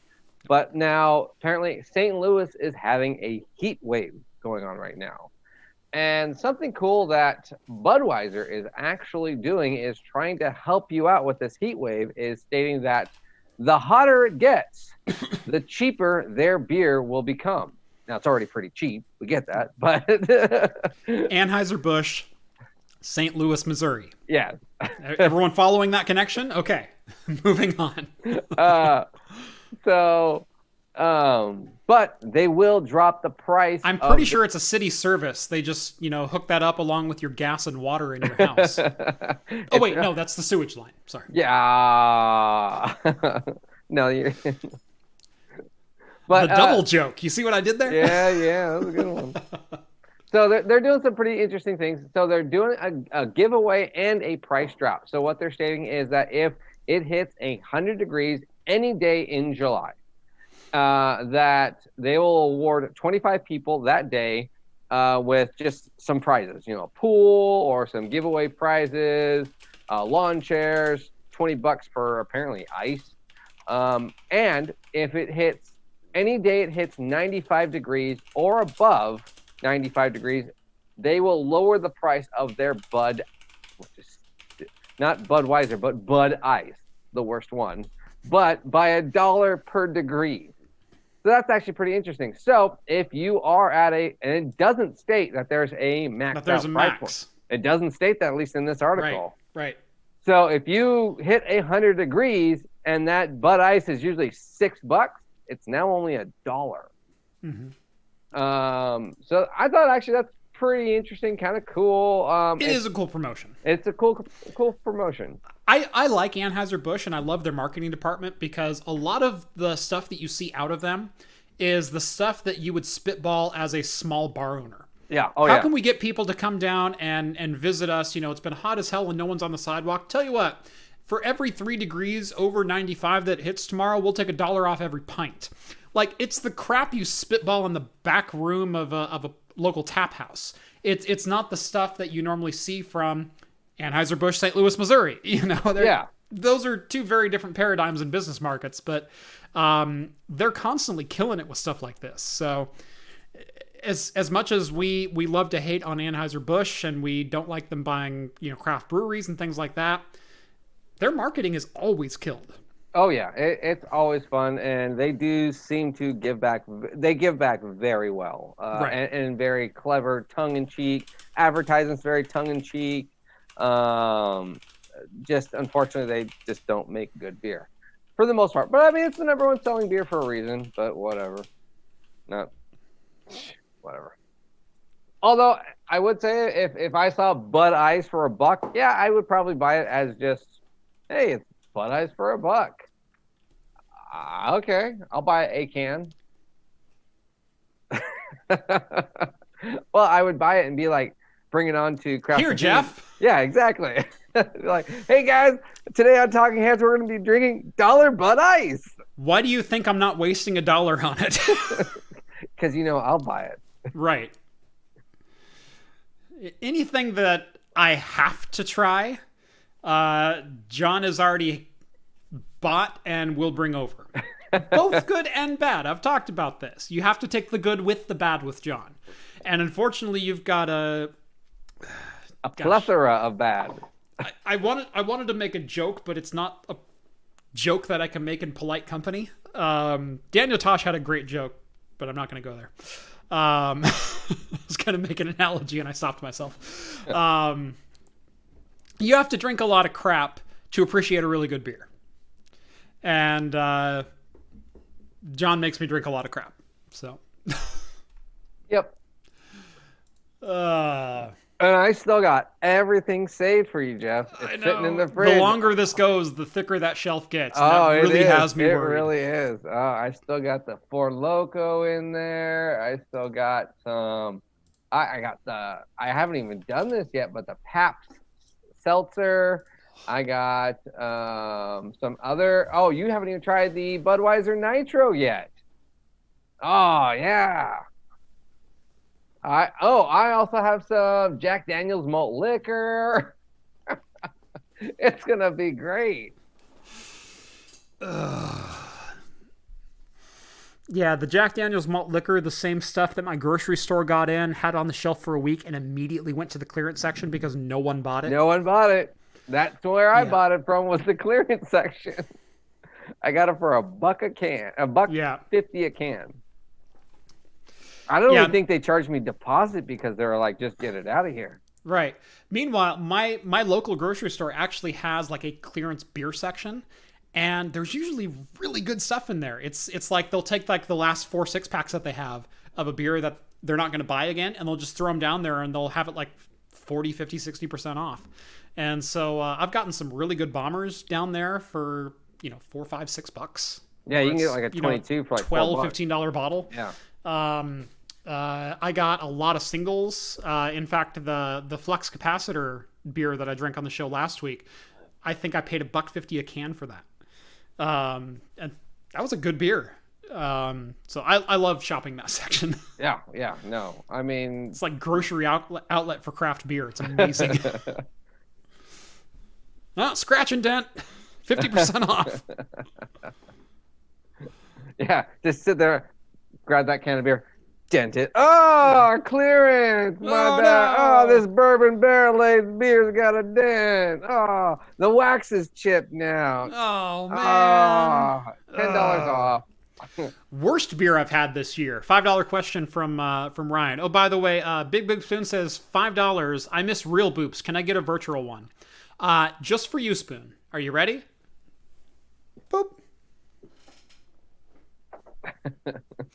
Ryan, what's the worst beer you've had this year? I don't know. John hasn't been over a lot. Yeah, exactly. No, that's hard to say. No. I would have. What is the worst beer that I've had? The problem is that. I got it. I got it. And in fact, I have a bottle for you to review, John. I've got one for you. I don't remember what it was, but I bought 2 bottles because, again, I went to the clearance section of my local grocery store. And I think I paid $2 each for this. And it's a bomber bottle. It's a chocolate stout. Okay. I went, how bad could that be? Exactly. 8.5%. It's a lighter stout, but it's a chocolate stout. Yeah. It's like Smirnoff made a stout. It is artificial. It's like Hershey syrup poured into a Smirnoff ice. I wish I was kidding. That sounds like my very first stout I ever made. It was awful. And what's funny is I think it's in one of my videos for the intro, and I actually faded the bottle out and opened a different beer. I didn't announce it this time. I just pretended it didn't exist. But that's been since I moved, so that's been within the last 6 months. Is it the one you couldn't finish? No, that was a different beer. That was there was a beer when I was living with my in-laws that I opened and I went, and I had a couple of drinks of it and I went, nope. And so that was again. I'm trying to remember which one this was, or maybe I don't even know if it's on camera because I opened it to be on camera and I poured it and everything else, and I took a drink and went, nope, and set it down, and went and got a different beer. It was just bad. I'm going through my history, I don't have that a horrible beer on there. The problem is when it gets late at night and John goes, I've been meaning to try this one after 4 other beers. He usually still rates pretty high, 3.75. Actually, I will. Okay, you know what? I will state probably the worst. I wouldn't say it's the worst beer, but the least impressed beer I've had. That's a better, yeah. Least impressed beer. Where 90% of this company, always a home run for me, especially in the IPA categories, was Stone's Soaring Dragon. That Imperial White Tea IPA. Don't enjoy that beer. I don't like that beer. Even after my review, because I bought a 4-pack of them, or I bought 2 and then they shipped me 2, so I ended up with 4. Mm-hmm. And I've been having it. And I was I just struggled to want to drink those beers. Right. One that didn't live up to any expectations that I had. That's a great question too. I know there's been one that I was looking forward to trying. Was that the one last week? Yeah. Gosh, well, yeah, that was the Big Batista 5. Yeah. I'd been saving that bottle for a while. I have that bottle too. Yeah, and I tried it and it's no. There should have been so much to that one. That should have been on the level of like the Fremont Dark Star, which was the best beer that I've had this year. It should have been like that level of beer. Should have been. And it was stored properly. It was, it was stored upright. It was in a fridge the entire time. It's not like it went bad on me in the garage or something like that. But opened it up and it's like, oh, it's supposed to be bourbon and vanilla and, blah, blah, and caramel and blah, blah, blah. It's like, I kind of taste some bourbon, and it's really cheap bourbon at that. Yeah. And I kind of get this, and then the rest of it just doesn't exist. Like there are 9 flavors there, and I'm tasting 2. Yeah. And one of them isn't even very good. No, I had, because I opened up, I accidentally bought a bottle of like their cappuccino version of that. Mm-hmm. And I accidentally bought 2 of those, so I opened one, and I was very disappointed with it too. But when I looked at the ratings, like, oh, that's the lowest one. I was like, okay, that explains it. Mm-hmm. But yeah, I'm now that's two of those. I think a series of 5 that have come out bad. And I was like, I'm kind of like dreading opening up the other ones. Or kind of committed at this point, but at the same time, I already bought them. Maybe I'll age them. Maybe I'll just like bring them over for like a special occasion on your show. Be like, yeah, I brought a good beer. Oh, well, I tried, Jeff. But yeah, no, last week was a weird show. If you tuned in last week, I was not at the top of my game last week. Wednesday was kind of an emotional day for me.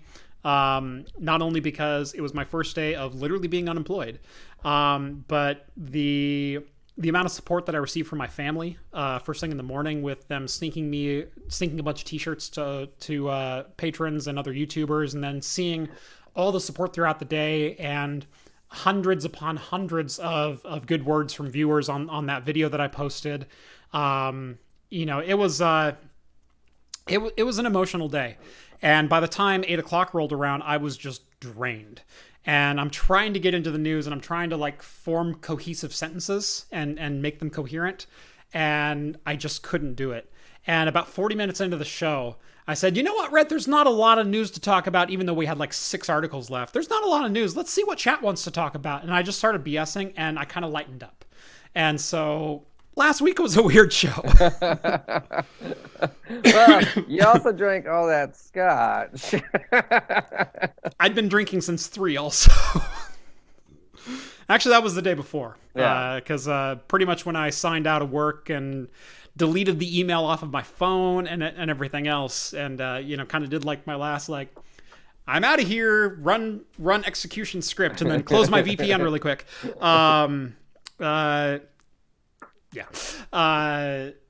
It was like, okay, that's cool. Superman 3 virus, go! Right, and then I sat down at 3 o'clock and I filmed my outro video, which I was posting the next morning on Wednesday morning.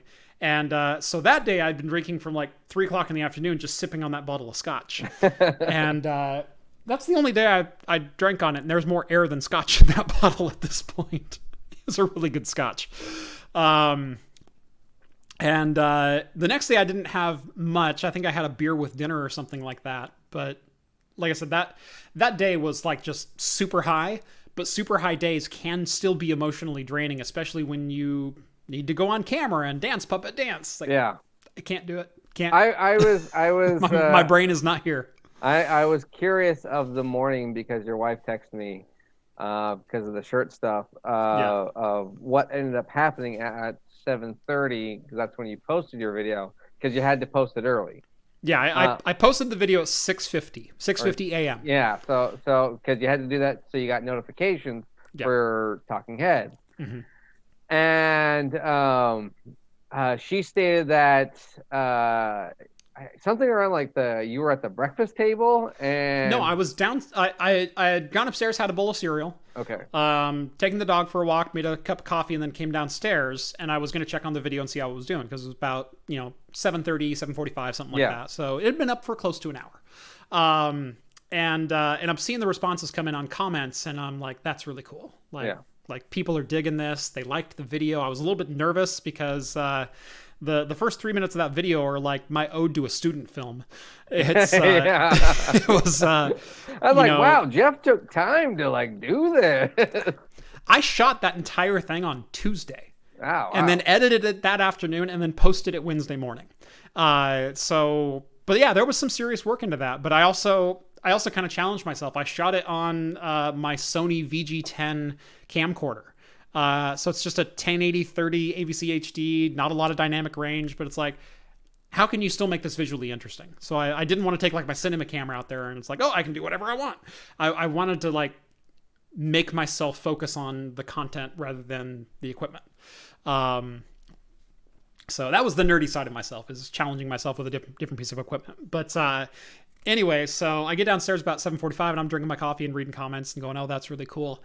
And I get onto Twitter and one of our patron users had like posted like, I couldn't get a cool craft computing shirt, so I made my own. And he had a shirt that I've worn before, which is the Let's Get Crafty with the beer pint on it. And I'm like, oh, that's really cool. And I didn't happen to notice that he put the hashtag in that post. He tagged me in it, but he also put the hashtag support craft in there. Well, for those who don't know, all my patrons got a t-shirt, or a lot of my patrons got a t-shirt. Pretty much if you were in the continental US and had been on for what was it, more than 6 months or something like that, you got a t-shirt. Or as many of them as we could ship out in responses with about 5 days lead time. So they were supposed to post t-shirts at 10 a.m. Now, my wife had told me she one-offed the t-shirt, and I had the only one. I'm like, well, that's cool that you found someone who was... Oh, John just dropped out. Yay! Hooray! Go away, John. Yeah, it was... They weren't supposed to post the t-shirts until 10 a.m. Well, someone jumped the gun and posted their shirt at 7:40. And so I'm sitting there drinking my coffee, and I kind of stop, and I look up, and I went, how did he get a t-shirt? And I look over at my wife, and she goes, I made a bit more. And I went, how many more? And she goes, like 100? So that was fun. Hopefully John will come back to us here in a minute. If not, it's 9:53. We only had a couple other news items to get to, so let me see if I can jump onto those right now. Let's see here. One announcement came out yesterday that I am super excited for.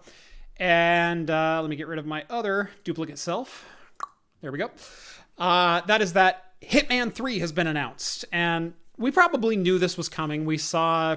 it's been in talks for years that IO Interactive has been actively developing the next game for Hitman. But we finally got the official announcement. Hitman 3 Death Awaits.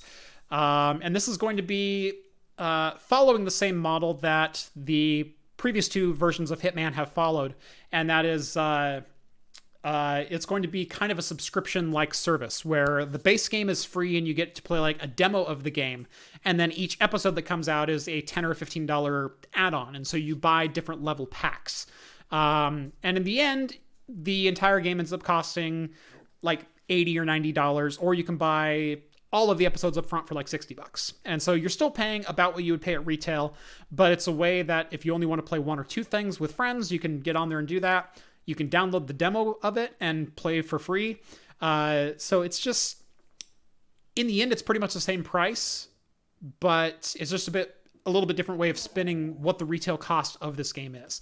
And I do like this model more than the buy the retail game and then buy the super deluxe version with like 3 skins and an extra gun that we didn't include in the main game for whatever reason. And then only if you bought it at GameStop, you get this gun. And only if you bought it at Best Buy, you get this online only skin. And then we're going to sell you DLC packs and everything else. And, you know, we've got like $700 worth of DLC that adds like nothing to the actual game or adds all the features that should have been in the base game. So I definitely prefer this model of building a game over that model, over Sims 4, shall we say. Oh, sorry, we couldn't make pools because it was too technically challenging. Oh, I'm sorry. Something that you had in Sims 1 was too technically challenging to include in Sims 4, so you decided to make it a $20 add-on pack. No, I think you just wanted to sell an extra $20 in product. That's what happened there.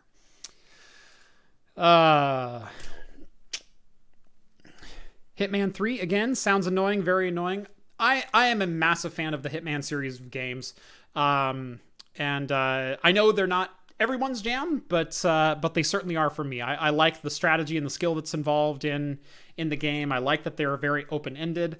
And they're just a lot of fun. The environments have always been very cool, and it in a world of nothing but first-person shooters when the game came out, you know, hack and slash first-person shooters was pretty much all the rage and all you got on PC games. This was a little bit different, where it's like, no, you don't just go in and kill everyone. There's an objective that you can achieve in a different way, maybe without killing them, maybe killing them and having no one else notice, and it's just fun.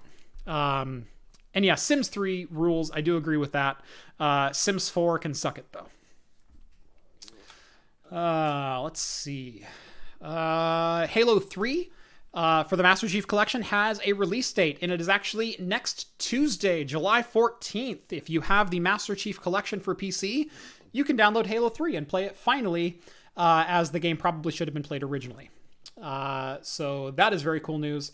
And lastly, SEGA has announced, in their craze of building miniature consoles, that they are bringing a new miniature console to market in the form of the SEGA Astro Mini. Now, for those who don't know, these are essentially what the popular SEGA arcade machines are in all of the Japanese arcades. This is what filled the aisles of them for years, and this is what SEGA shipped, worldwide for a number of years. But they're very cool machines, and this time the games look to be pretty interesting, because on the screen right there is Virtua Fighter, which is a 3D driven game. So I'm wondering what kind of hardware they have under the box that 3D emulation is possible, or if they re-rendered or recompiled a lot of these games for an ARM-based PC or a Cortex-based PC or something like that. But the fact that it's running 3D makes me hopeful that it's actually got some decent hardware under the hood. At release, it's going to include Alien Syndrome, Alien Storm, Golden Axe, Revenge of Death Adder, Columns 2, Dark Edge, Tant R, Virtua Fighter, Fantasy Zone, and Altered Beast. There are going to be, I think it said, close to 70 games released. Or no, grand total of 36. And the first 12 have been announced. And Sega's been known to do this with the release of some of their mini consoles, where they release the names of the game in waves, and then by the time it gets to retail, all 36 games that are included. So this is kind of going along with their previous marketing strategy. Ryan says, don't you dare talk S on Big Bad Baptista. I'm a huge fan of Big Bad Baptista. The problem is that one was not very good. It was not a $25 beer, which is what I paid for it. It did not have the flavors that it should have had. It didn't even taste like quality ingredients. It was very interesting. Where I was actually shocked it was as poor as it was. And Rambo is over there holding on to Ruby's neck and biting her ear. So apparently they're good friends now. Let's see. And Big Spoon says, congratulations. After party, join Patreon. Also, 10 a.m. Pacific time was the time to share the shirts. Yes, 10 a.m. was the time to share the shirts. If you did it before 10 a.m. Pacific, you jumped the gun. But thank you, everyone, for your support. That day was everything that I could have hoped it to be. I feel better and better about the decision every single day. Now, I obviously felt pretty good about the decision to follow through with it in the first place, but the amount of support that you guys have shown in the week that has followed has definitely reaffirmed that decision. So thank you all. I feel much more confident moving forward now. Anyway, it is 10 o'clock. I think that is going to do it for us here on this episode of Talking Heads. Sans John for the last 10 minutes. Apparently John's rebooting a bunch of stuff at his house. I guess his laptop and possibly Comcast failed. So we'll have to catch up with John when he's back in a couple of weeks. But make sure to tune in for next week's show. Next week's show is going to be a little bit special. It is still going to be talking heads, but we have a special guest on the show. Tom Lawrence from Lawrence Systems is going to be joining me right here on the show for 2 hours. And we're going to be taking questions from you and talking about different tech, maybe debate the whole Proxmox versus XCP and G. We'll talk FreeNAS. We'll talk a number of different things. Unify announced yesterday, I believe it was, that they're dropping the Unify video. They're discontinuing Unify video and only gave users, 5-6 months notice on it. And I believe he posted a video on that. I haven't watched it yet, but I kind of wanted to pick his brain and maybe we'll talk about it together because while he's a service provider, I've also worked in that industry. It might be kind of fun to dive into that subject a little bit.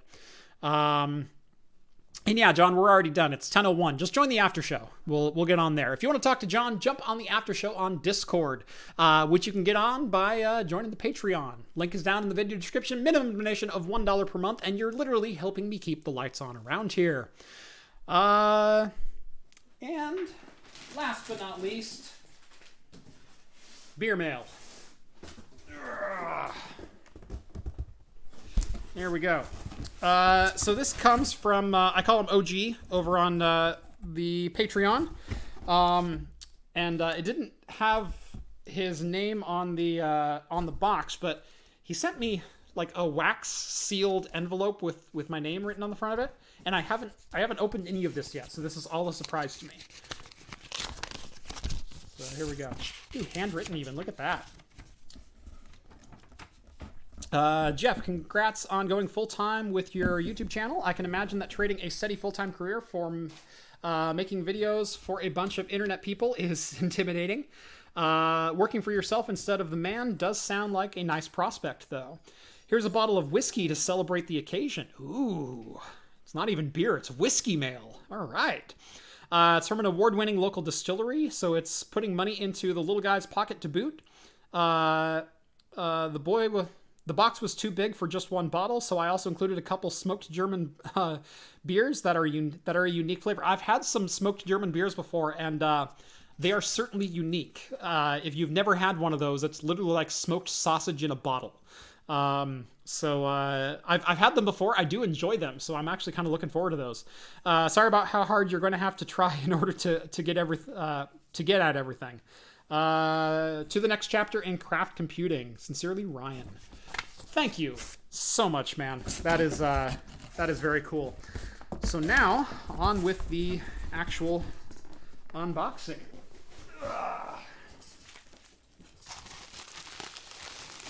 All right, so I've had this beer. All right, this is the Helles.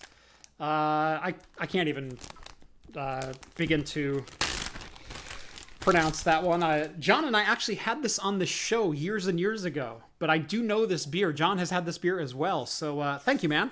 That is very cool. We got... It's like this is the other...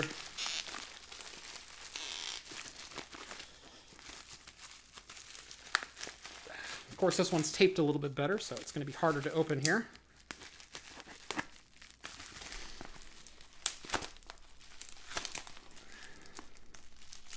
God, where did the edge of my knife go? I'm gonna have to sharpen that thing later. Been opening too many boxes lately, apparently. Holy crap, how much tape is on here? There we go. Hey, John is back on, it looks like.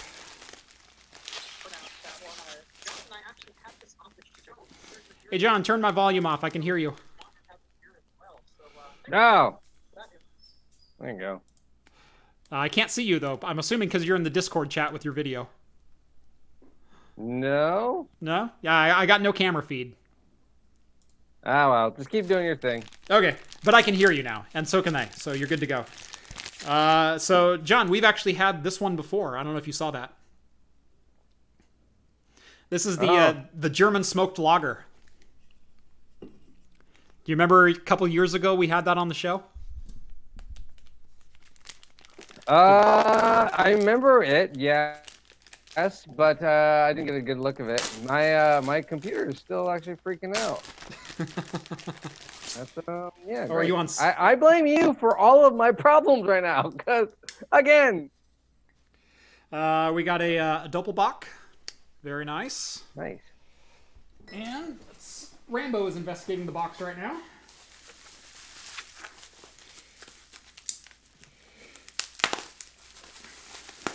There we go. Hey, there you are. All right, let me put you back on there. There we go. We can see John again. Hey. Hooray, I guess. Yeah. Yeah. Yeah.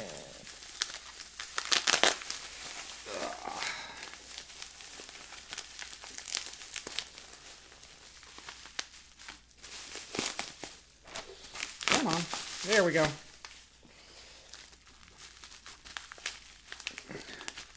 So people were trying to suggest titles for what I should name Rambo, because he's an official employee now.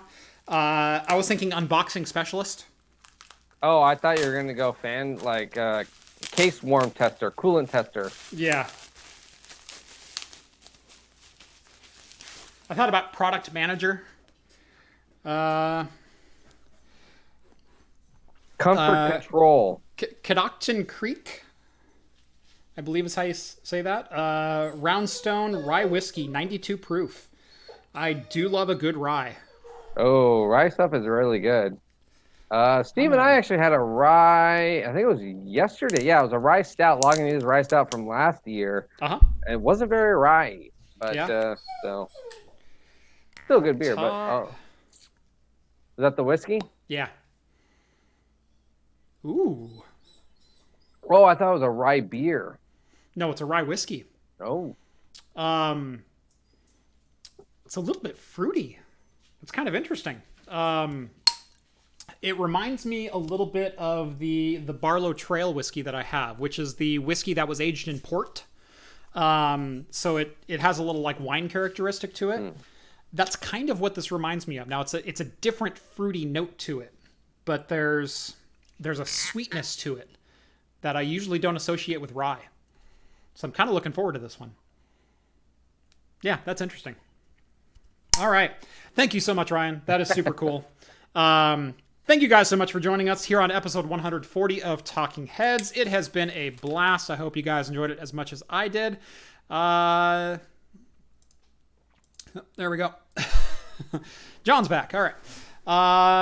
And like I said before, if you want to join us in an after party, I'll usually be on the Discord video chat for about an hour afterwards.